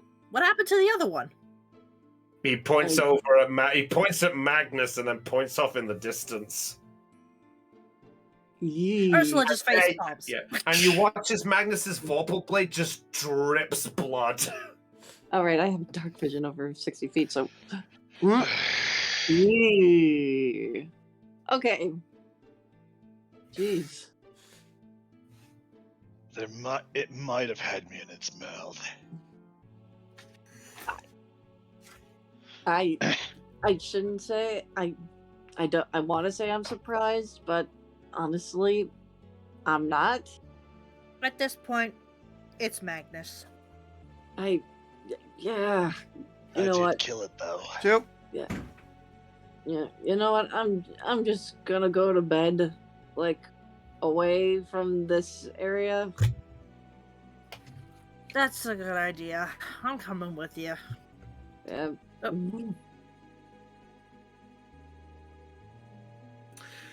Stonebreaker just looks over at you for a moment, Magnus, and just gives that sort of, not bad. Thanks. I'd like to think I like to think I did pretty damn good that round. There. Oof. Fucking tired. You mind taking the next watch while I get some sleep? By the way, also I'd like to point out, by the way, Magnus, your haste is still up, by the way. So he's still talking really No, fast. I said I was going to sleep, so my concentration is gone. So the moment Liam closes his eyes, Magnus, as you rush back, you suddenly go, and you basically feel slow.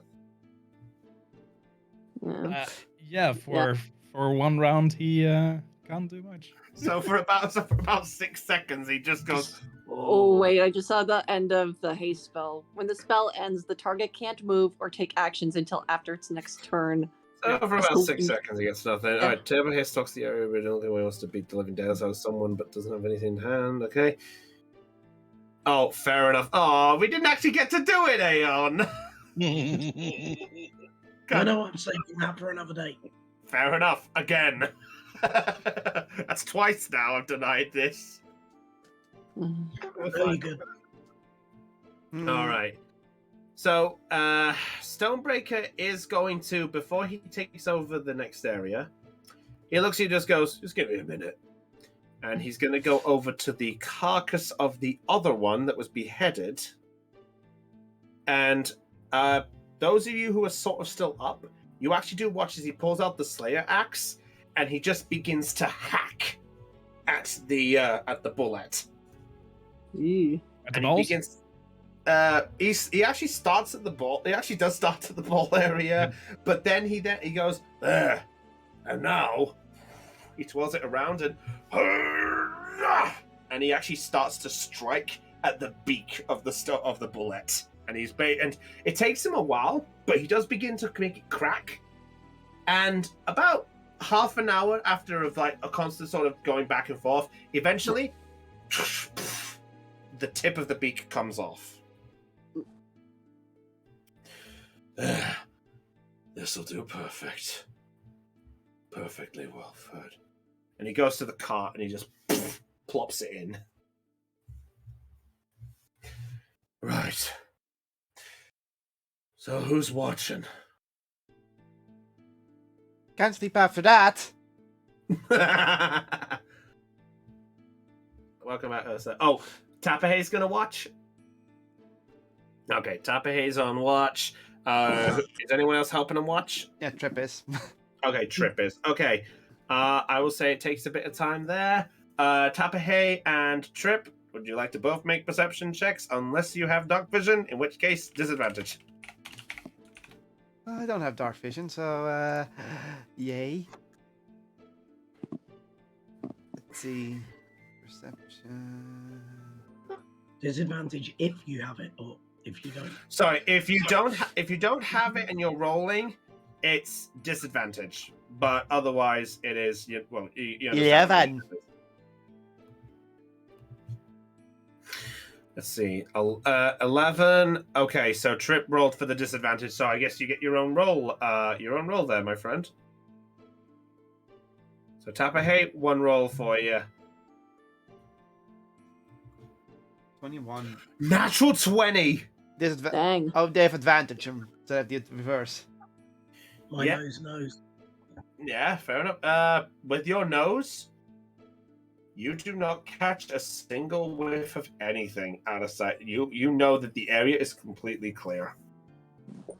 Huh. And Trip, nothing notable, though your eyes do sort of keep glancing back at the sort of ice-covered hole, and you just sort of get the sort of, that tense feeling, because you said you couldn't really sleep. Yeah. It's like, can't sleep now, can't sleep now. I did nothing, can't sleep now. Yeah, funny enough, nothing. Yeah, that feels great, doesn't it? Not really. I'm just too exhausted. All right. So unless there's anything you guys want to talk or do during your shift, we can progress. I never got that reliquary, so... That was something I was supposed to get, but apparently I didn't get it, so I'm like, Probably next Wait. round. Wait, what were you supposed to grab? Sorry. No, that was something I forgot to tell you, but he's looking for a golden reliquary, but apparently that didn't find one. Fair enough. Fair enough. All right. So now she's just like, I'm gonna see and I'm gonna think we gotta go and we gotta go to the boat and we gotta go there and Okay. So, though the only thing though is because of that battle though, the 8 hours have been interrupted. So it is going to be a fresh 8 hours to try and go back to sleep.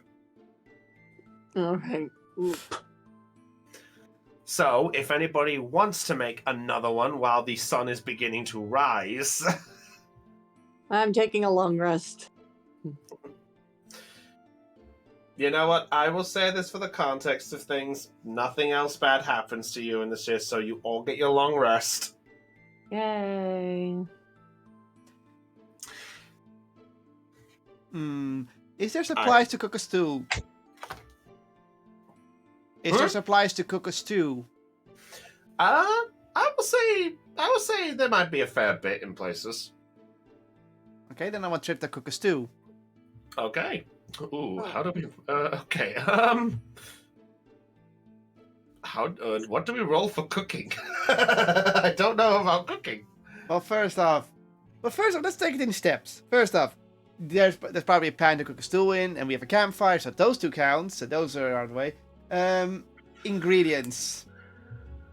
What kind of ingredients can I find? I will say there's a fair few. If the others want to pass on any ingredients, they can. Say I have they bullet a meat. Let's see. Fair enough. Okay.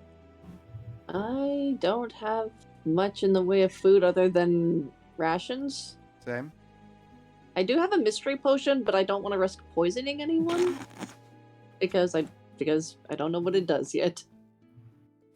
So bullet meat, and I need something else. So I'm probably gonna have to find by foraging. So can I request a nature check to find if I find any ingredients in the area nearby?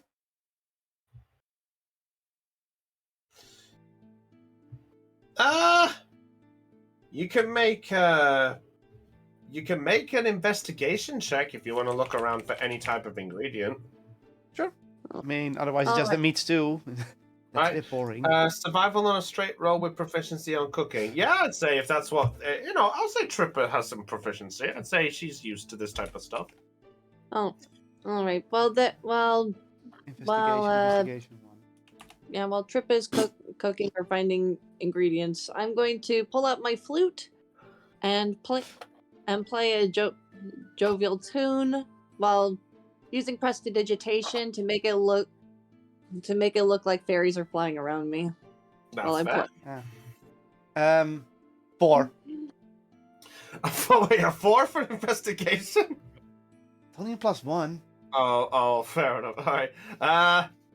You find some kind of mini sort of ingredients, not quite the usual stuff, but you do at least find some mushrooms.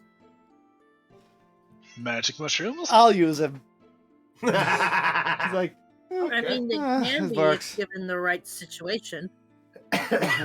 right. In that case, Brownie's going to roll something if you're going to cook them. Yay. And with bullet meat, by the way, because I can easily get some bullet meat. And if you say, like, you don't have cutting tools, like, there's enough people that have swords, knives, daggers, so I can find I'll something. say Stonebreaker does pass a few. Goes, if you want some that bad, here, whoosh. And now, you roll, and then I'll just start rolling for my cooking. All right, rolling. Okay. Okay. And what do I roll for cooking? Roll a survival check. Add your proficiency bonus. My proficiency bonus. Yes. What's my proficiency bonus? Because it's only a +3 in this case. Yeah. Oh, on a random note to mention, I didn't realize that Samuel L. Jackson was actually recording Nice. about 20 miles away from my town for a movie. Nice. Oh wow! Cool. Yeah, Nice. so Samuel L. Jackson. Really? Yeah, Samuel L. Jackson was in a little town. Was in a little town from nearby in Halifax, 20 miles away. He was Halifax, yeah. recording a scene. He came out of a restaurant, and all he did was he just saw everyone there, and apparently you could see the mouthing. He just went, and again, and just walked off with a security guard. He sort of Nice. waved to the camera, but apparently the random Awesome. clip is the BBC tried to get a word with him. All he basically did was just turn around and goes, "Watch the movie," and just walk off. Anyhow, Oh my fucking god, not 20. that's gonna be a good stew. Then in that case, you can forget the poisonous mushrooms. You're able to determine how to cook them without them being poisonous. Oh dear. I roll. The crits nullifies the bad rolls. Am I one fun? That's all I've had. One fun. I tried, but the dice hate you. Really? They love someone else. Anyway. I pat the DM. Pat the DM. Pat the DM, bitch. Pat the DM. Don't patronize the DM. Don't patronize the DM. If you want, you can kill off my character. I've got many more. So do I. What do you Please think don't tempt him. I only have one, and he's level 2. What do you think I'm trying to do? Kill my character off again. No, I'm trying to kill one of you. Anyway. Okay, continue. You're able to make a good stew. Perfectly fine, completely harmless. It's despite the fact of the ingredients, you seem to make it really, really good. Almost as good as what you normally take it, but with the natural stuff around, it's a little hard to make it exact, but good enough nonetheless. So, as you guys are finishing up this, Stonebreaker looks at you all and just goes, well, some of you at least proved how capable you are in a fight, a bit more than others. He looks over at you, Liam, and just sort of like, you definitely have some knowledge of things. Concerning you went to sleep, I presume you're the one that made Magnus incredibly speedy just then. Yep, just like your horse. I thought I recognized that. Yeah. And he looks over at Tapahade and just goes, and you, Lion, that's some incredible strength in there. You surprised me with how strong you were despite being in those jaws. Not many people can say they break out of that. If only Magnus did the same. Yeah, I kind of cut my way out. Don't kill me. Well- I'll have to live longer. Yeah. As if the story doesn't say I cut my way out. Go ahead, Del. Okay, while they're talking, I just make my way over to them, playing the flute while the fairies are flying around me. That's nice. It's nice. Yeah, that's pretty. It's a pretty scene. All right. Yeah. So Stonebreaker just looks at him and just goes, all right. Well, I suppose now's about as good a time as any to explain things, especially because we're out of earshot of the town. But, acknowledge this got another respect. Okay, thank you. Right. He looks over all of you all and just goes, right. Let's get down to business on something. Because I actually haven't been entirely truthful with you all. All right.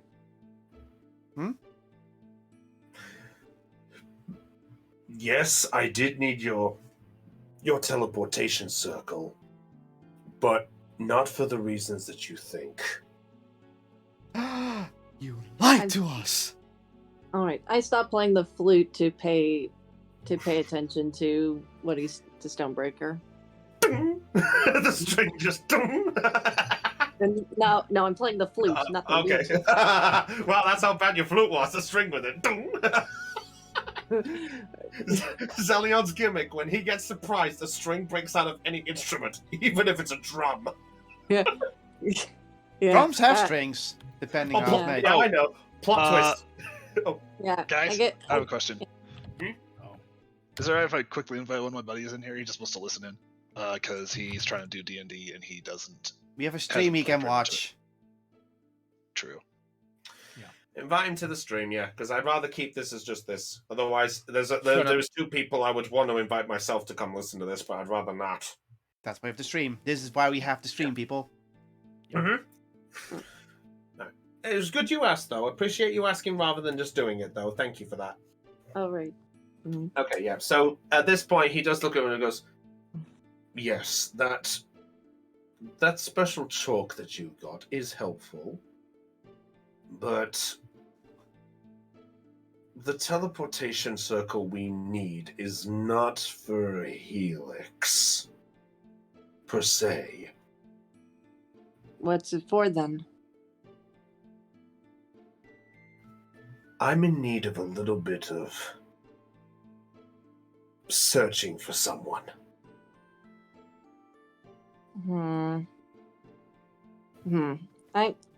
I kind of eye Stonebreaker warily, and then just put away the flute and say, all right, if you don't mind. Okay, so before you continue, do you mind if I cast a Zone of Truth on you? You do not believe me? Me? Me? You? After what we went through back in Crayon? And you just admitted yourself that you lied to us. Fair enough. Fair enough. He actually picks up his Slayer axe and he drops it on the ground, and he basically just stands there with his arms crossed, going, "All right, if it makes you feel at ease, you are welcome to do some of your hocus pocus." All right. I cast Zone of Truth on Stonebreaker. He is not going to make the saving throw. He is going to allow it willingly. Oh, So- who's close enough to Stonebreaker for this? yeah. This is a 15-foot radius sphere. Okay, so Stonebreaker would be close to Zelion, so I would say he would be sort of about here. He's sort of just looking over all of you. So yeah, Liam and Magnus are the ones who might have to make a saving throw if they want to bullshit themselves. I'm barely out of it. Yeah. I'm okay. Yeah. So. All right, Yes. sorry, one sec. Liam, Magnus, do you want to make a saving throw in the zone of truth or not? Yeah. Liam is Okay. not paying attention to it, so nope. All right, so Liam is willingly going with it, even though he's not willingly. He's just not noticing. Wait, I'm also in range. Is it wisdom? Is it a wisdom saving throw? Okay. Let's see. It is a charisma saving throw. I'm not. Well, also- shit. I'm also in I'm range, so 16. I'm gonna allow it. All right, so you're just going to allow it willingly? There's Okay. nothing. It's always truthful. Fair enough. So Magnus is the only one rolling. Tell me when. You can roll now. Okay. Damn So this is 15 feet. What's the save? What's the save exactly? 16 charisma 16. Magnus rolled a 13, so Magnus, you are forced to tell the truth while you're in the circle. Also, dog is supposed to is supposed to say the truth as well. Oh no! But Al are you must hiding roll. mechanical dark? Okay, it's not a perfect circle, but just imagine it's 15 feet. Yeah. Close enough. I'll worry. allow it there. All right. So Stonebreaker just looks and just goes, "I am not lying when I say that I am in need of looking for somebody. And in truth, it's actually somebody very important to me." All right, who is it? Yes, who? Before I say who they are, I should probably explain the exact situation. It might come together if I say this. All right. A few weeks ago, I sent a platoon, as you know, looking for the special material. However, I actually sent a second platoon heading towards another place in the other direction of Monu.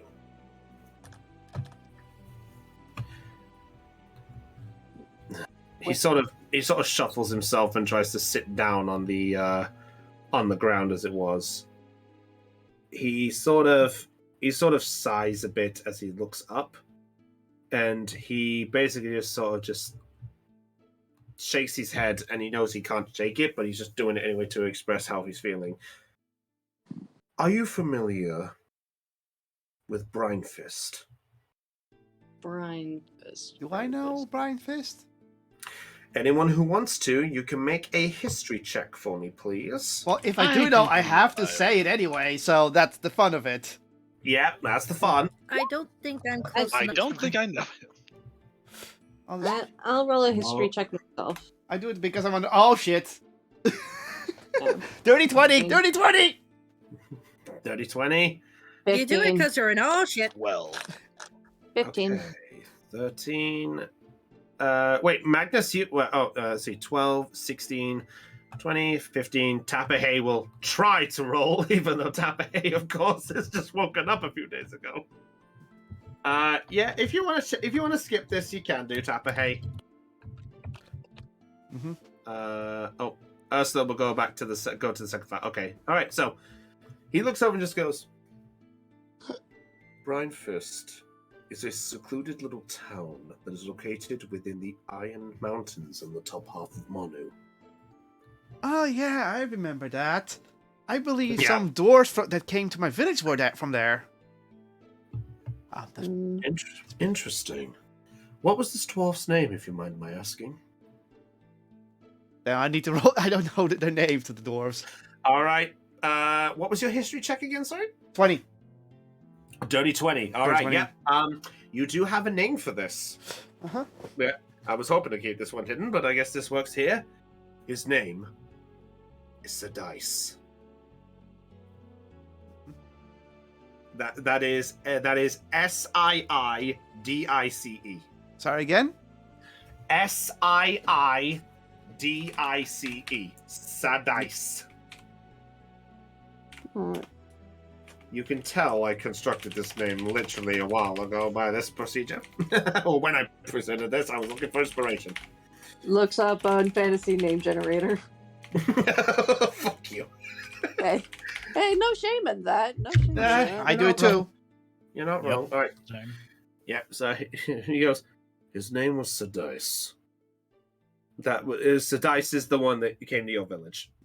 This is- Yeah, Sadice, he came to my village. He was looking for rare materials, and I sort of helped an accident. Interesting. That is actually quite interesting. Sadice is actually the name of the figure I'm looking for. Huh. Who knew? When did he visit? I'm going to use the extra voice now. Let me think. At least several years ago. I was a bit smaller, younger. Do I detect? Okay, since I'm the zone of truth, Well, Trip didn't resist it, so Trip is telling the truth in the scenario, I think. Okay. She doesn't know for sure because of how long it is. Like, I made her roll a 20, but she doesn't have the perfect memory, people. Fair enough. Yeah. You can only tell the truth from what you know. Mhm. So at this point he goes, well, in any case, I sent Sadice off to do a little inquiring for me, involving something he discovered a long time ago. He approached me about 30 years ago when I was just leaving Velvet for the first time. It was within my first year, if I recall correctly. But he came to me holding some kind of a magic blade of some kind. He said he discovered it during his journey, and knowing about how well Velvet was with its weapons, he asked me to take a look at it. It took me and some of my men about 4 days to figure out exactly what this blade was.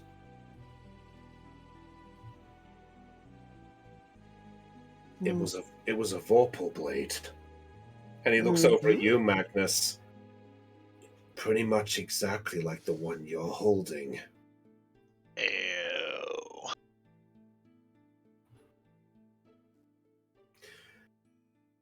You see, he approached me about that, and I'll admit my curiosity got the better of me. So I asked to keep hold of it so he could keep an eye on it. I paid Sadice for his services and said that if he was to inquire onto more weapons like this to avoid them from going into the wrong hands or for us to use, then we could use these for our own devices. However, the last contact I had with him was about 13 years ago. He sent me a letter saying he made it to some kind of island and he got helped by its inhabitants. He didn't know what those inhabitants were, but he said that he found a few things and he left some kind of material with one of them. That would be me. Excuse me? Well, it matches up with what I think it is. I mean, they came to my island, and we have to go to my island right now, but also he gave me a diamond. Could I have a look at this diamond? Sure. And she goes into her bag, rummages a bit, very carefully, and then pulls out the diamond and holds it out to Stonebreaker. Dell dropped. Oh. Let's give her a moment. And she's back. No worries. Welcome back. So, and as you pull the diamond out, I believe you hadn't had a reason to really get it out before because you didn't really need to use it, did you?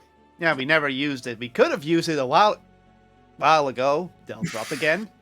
No worries, give it. But I haven't used it, and I've only shown it once, I believe.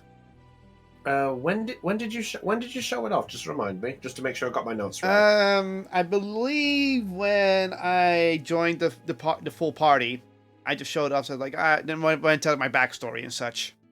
Okay, fair enough. That's fine. So when you pull it out, What? you actually see that the diamond is not as clear as it used to be. Dell's having internet problems. Let's give her a quick moment. Yeah. Important information must be shared. Yes. Sandwich. Do you remember me? Sandwich. Nope. Oh, Dell, you okay? Yeah, I'm fine. The call was just breaking up on me really badly. It happens. No worries. All right. Did you hear anything of what was being said? No, I could barely make it out. Because the connection was getting bad. Okay. What was the last bit you heard? I know Trip was talking about something.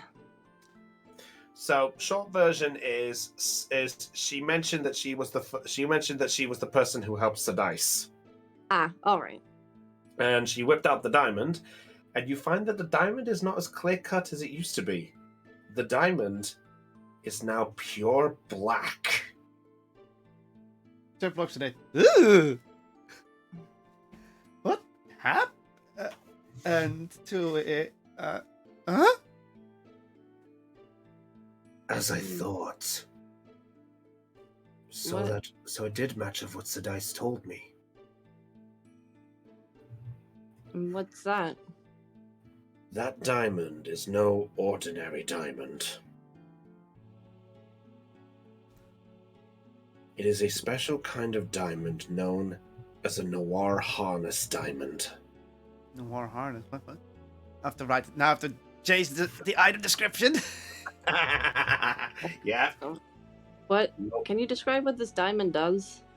Okay, so, basically put, it's just a diamond. Noir. Well, it was a diamond when you saw it. Noir harness diamond. Noir harness, okay. All right. And now I have to put a question mark right behind the word. Well, we can go a bit more with this. He actually looks and just goes, the fact that you've been holding on to it this whole time, that is interesting. But to be honest, I'm honestly surprised that you're still even around. What? Why would I not be dead? The Noir Harness Diamond is a very special type of diamond that is found within the earth. Nobody really knows how it's even made, let alone how it's even crafted. But that being said, he looks over at the Vorpal blade, and then back over at you. Most diamonds and most gemstones tend to decorate armors, weapons, and special trinkets to basically add a glow. That diamond is not for decoration, but is a harnessing power of some sorts. What kind of power does it hold? It holds the power of the dreamscape's nightmares. I go through my bag and pull out a small handful of black shards. Like kind of like these.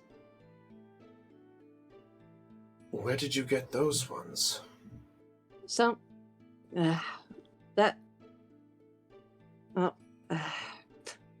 okay.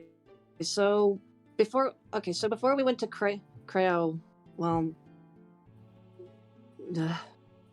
Okay, I completely forgot his name. What?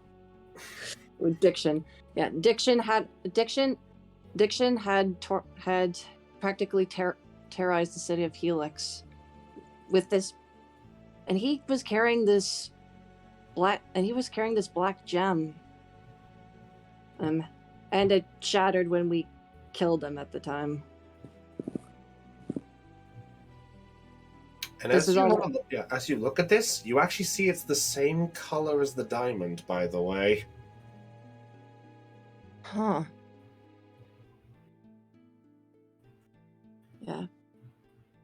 I don't know too much about it, but Sadice warned me of one thing about that diamond, and that is you do not use that on anyone pure of heart. What does it do to them? If you use that diamond in the form of resurrection magic, it binds to them. And if the diamond breaks, so does their life. And if you kill them, the diamond goes with it. In short, you have a connection to that gem. Normally, when that's used to revive it, that person becomes interconnected. Their body does not know the limitations of pain completely.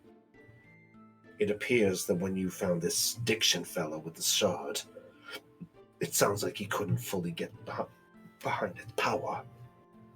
Yeah. Well, it was a whole diamond. Like I said, it shattered, and this was all that was left. When did it break? Trilly broke. I think if I recall, Trilly broke it. When she took him out, because we did hold a public execution later that day. Oh, He burned. oh, yeah.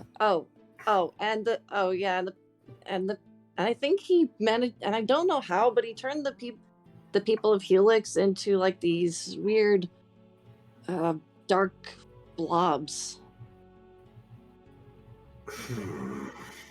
They seem to. I mean, they don't. I mean, they're not like that anymore. They went back to normal, I think, after the gem broke. But I can tell you, it wasn't fun being one of those blobs. oh yeah, you were in Helix at the time. You were living there at the time. He looks at you for a moment, Liam, and just goes, "So, you know what? I'm not even going to question it. I don't think it's fair to do so."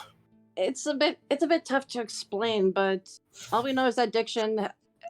But we also know that Diction is some kind of weird necromancer. Did you just say necromancy? Did not, but then looks at Darren and goes back to figuring things out.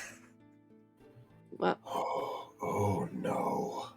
Oh no. I think that's what he was using. I think that's what he was using this gem for, actually. That's the other part of using that gem. You see, Sadice found something out when he discovered one of those gems before, and it's what he wrote the letter to me about. He came across a group of people who were involving some dark arts of some kind. He was just passing by, so he didn't get any wind of the beginning, but apparently he got there and there was this black diamond being used. They were chanting around and they called then out, they said, the Noir harness the dark will to revive those who desire the darkened heart. Stop! That actually says stop.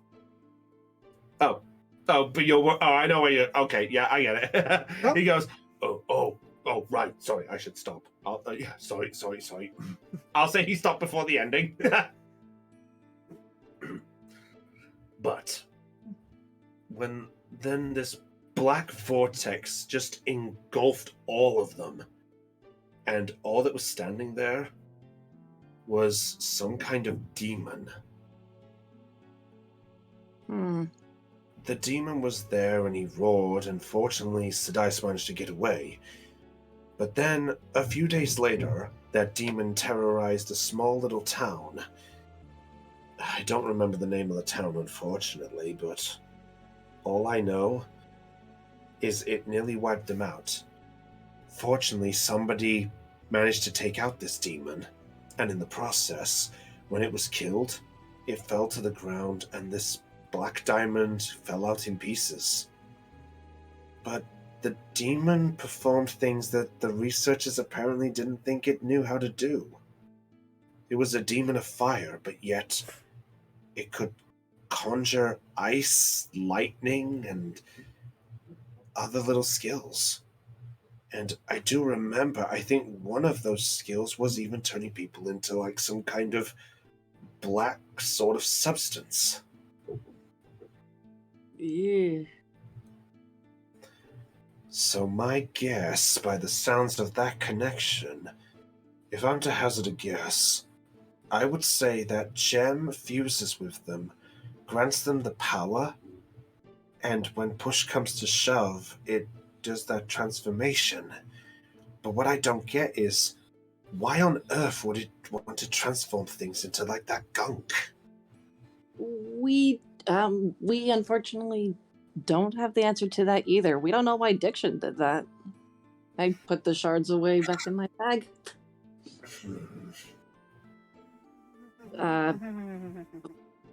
But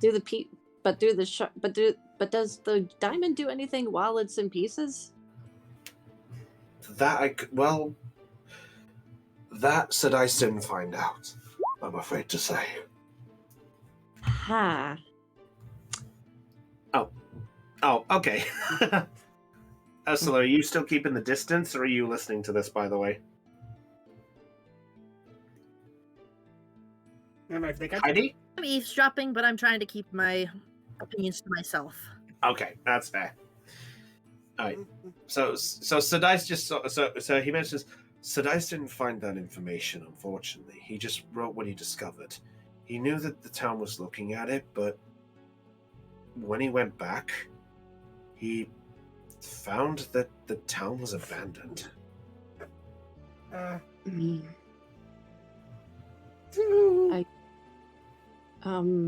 Maybe.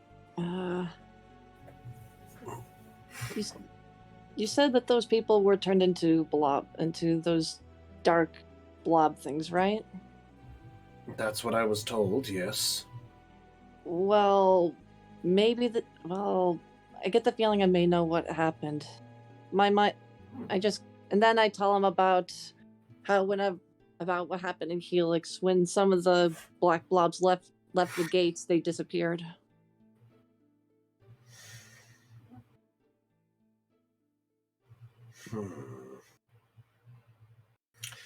Well, I wasn't informed of anything like that, except they would turn into the gunk. He didn't really mention anything else besides that, but in any case, the point is, I'm trying to see if I can get a circle connected to that town, and we can try to see if there's at least anything with Brine Fist about the entire situation. What? Okay. What was the name of the town? Well, its name was Brine Fist. Brine Fist. Was the last mention.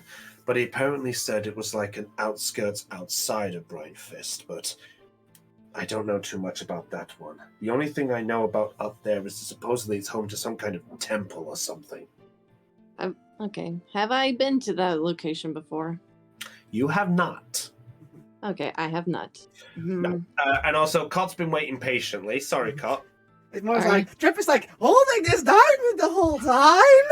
She's like, trying to piece together what's all being said in her own slow way. Yeah, I look to Trip and be like, and to just notice her expression. I'm like, you got something, Trip? When I got this, it was clear. Now it's dark, it's black. You say it absorbs things from the dream realm. What does it mean if it turns black? it basically has absorbed enough malice to basically give it the whole essence of things. At least that's my assumption, anyway. At least that's what my men have pieced together. As to what it exactly absorbs of the dreamscape is another matter. Especially because I've heard getting to the dreamscape is quite tricky. So, the fact... Wait a minute. Trip's expression I like is very grim because he pieces things together. Wait, have you been to the dreamscape? Yes! A little bit. Yes, he just says yes plainly because Zone of Truth! Wait, how? Dragons? With us? Dragon. Oh yeah. Oh, Zone yeah, of Truth! oh yeah, I think didn't we all go to the dreamscape at one point? Yeah. Yes, Very much. the only one of you who has not is Tapahay. Right. The dragons? Yeah, did we forget to mention that? Yes! Do you want to go next time? What a question. He just glares. He just glares at you. Zone of like- Truth, he has to answer. No, he doesn't.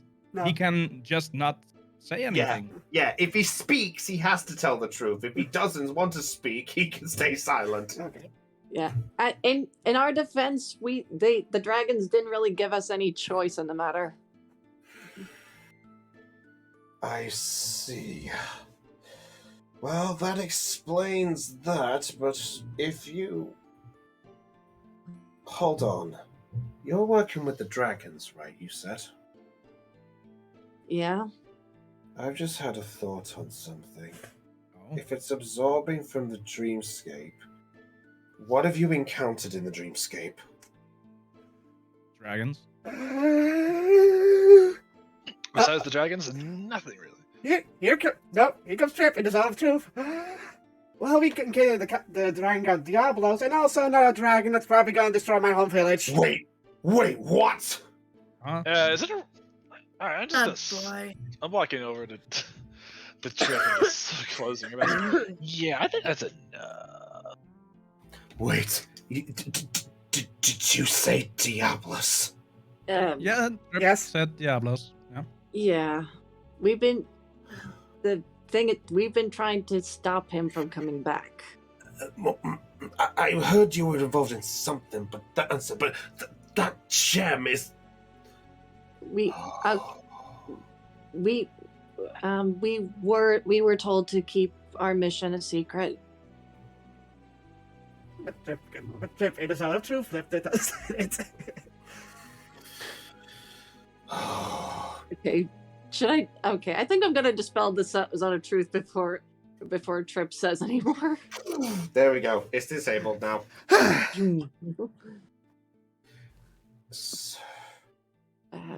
Sorry, we didn't tell you any of this sooner. I can understand why, but if that diamond is now holding his power,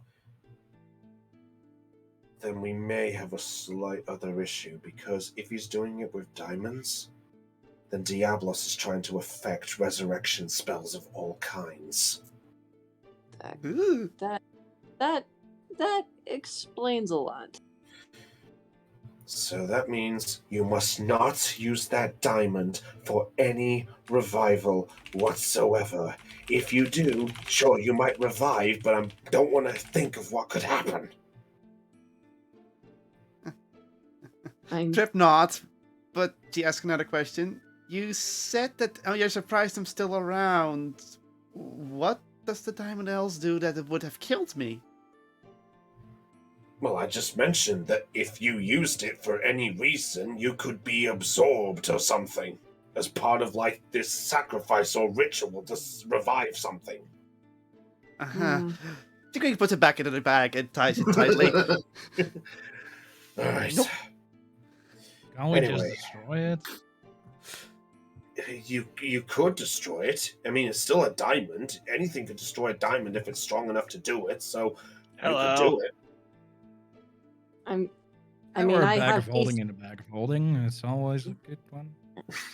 I mean, I have pieces from Diction's diamond. But that's about. But not sure how helpful that'll be to us. In any case, I think it's best if we get ourselves to Velvet. It might be better if you speak to some of these people that worked on this before. I whistle for Anastasia. Trip nods for a little bit and like stops. Yeah.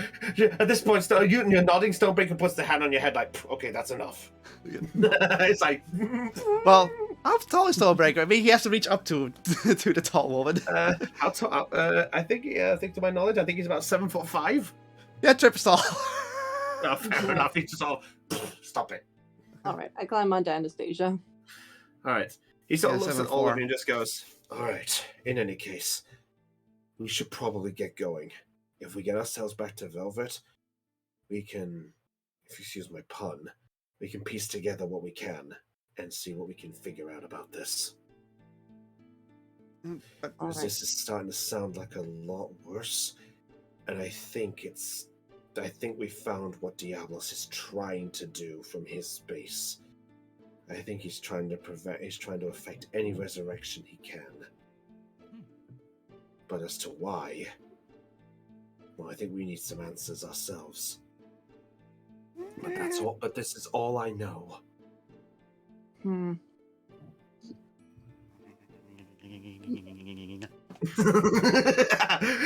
see Trip there, just like the typewriter fingernails. yeah, she's kind of like that right now. She's like, this line was probably found near my home. There's a lot of things. Black Panther's going there. The Dark Dragon. She's a bit overwhelmed at the moment. So, at this point, Stonebreaker's going to go back to the cart. He's going to get Dasher, and he's going to get himself in. And just goes, we should probably get moving. Are you guys all ready to go? Yep. Yep. Yeah, everything's business as usual, I guess. So. All right. All right. I extend my hand to Ursula.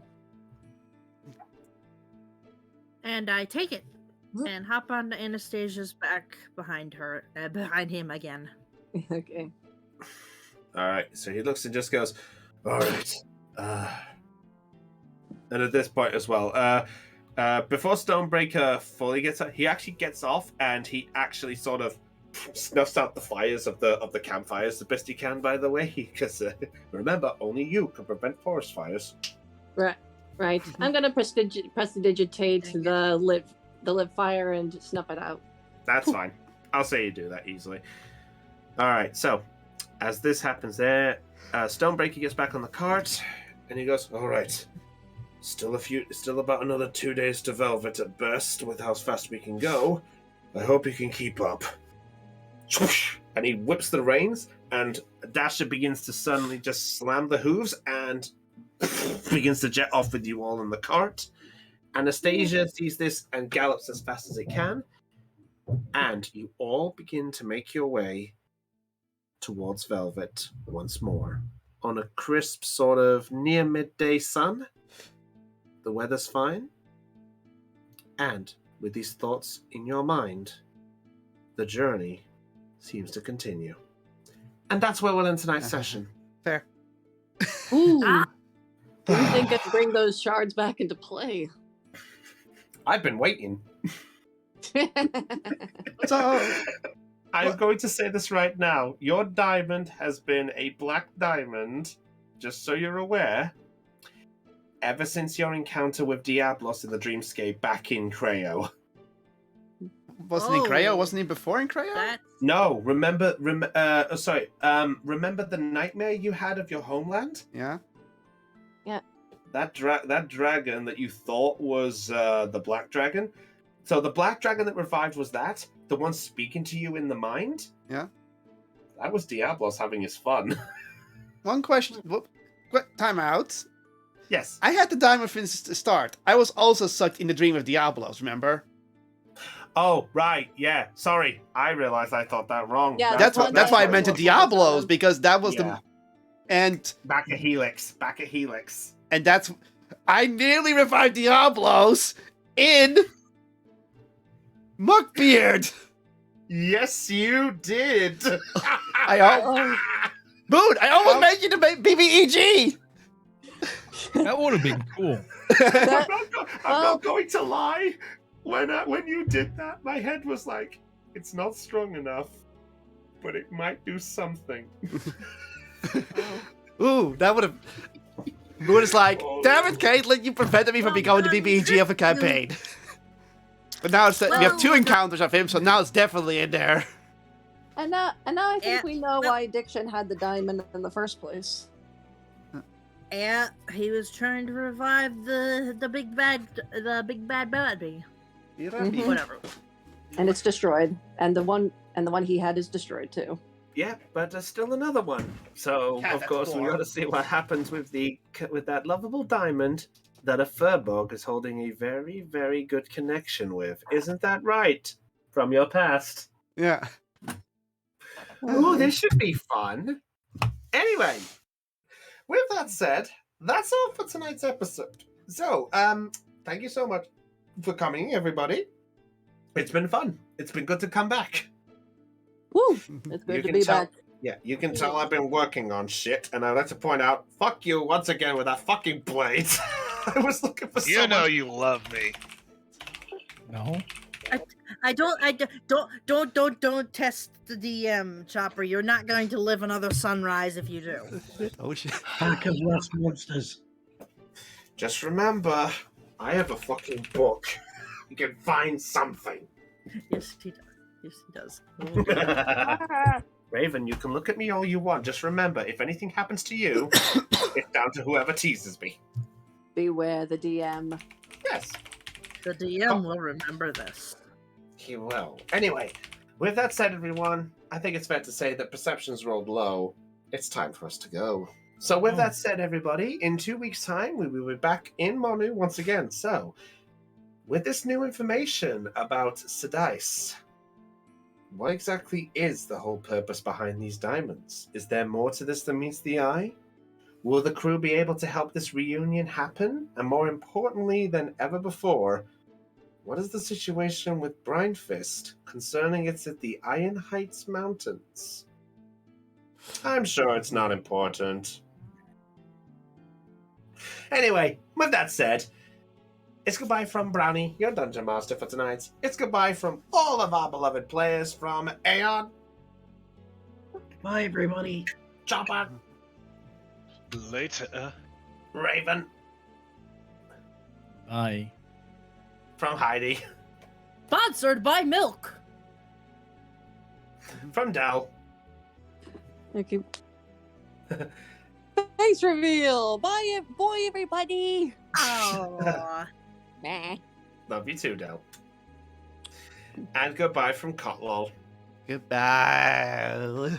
And with that said, let's see where this journey goes. So until then, this is Brownie of the Joy Charge Gamers signing off. Oh, one last thing before I quickly go. Oh. Next Sunday coming up is going to be interesting. It's going to be the gaming quiz that JCG normally does. Woo. Oh. So on Sunday, we'll have the gaming quiz, but this time it's not teams. It's 4 people fighting it out for the title. Oh. Cool. Yeah, I figured we'd minimize it. We try minimizing it for this round. So we see how this round goes with 4 people on its own. If it works better, we'll do single people rather than teams from now on. Cool. All right, but we'll see how that goes. So until then, everybody, this is Brownie of the Joy Charge Gamers signing off on Let's Roll Live Perception Check.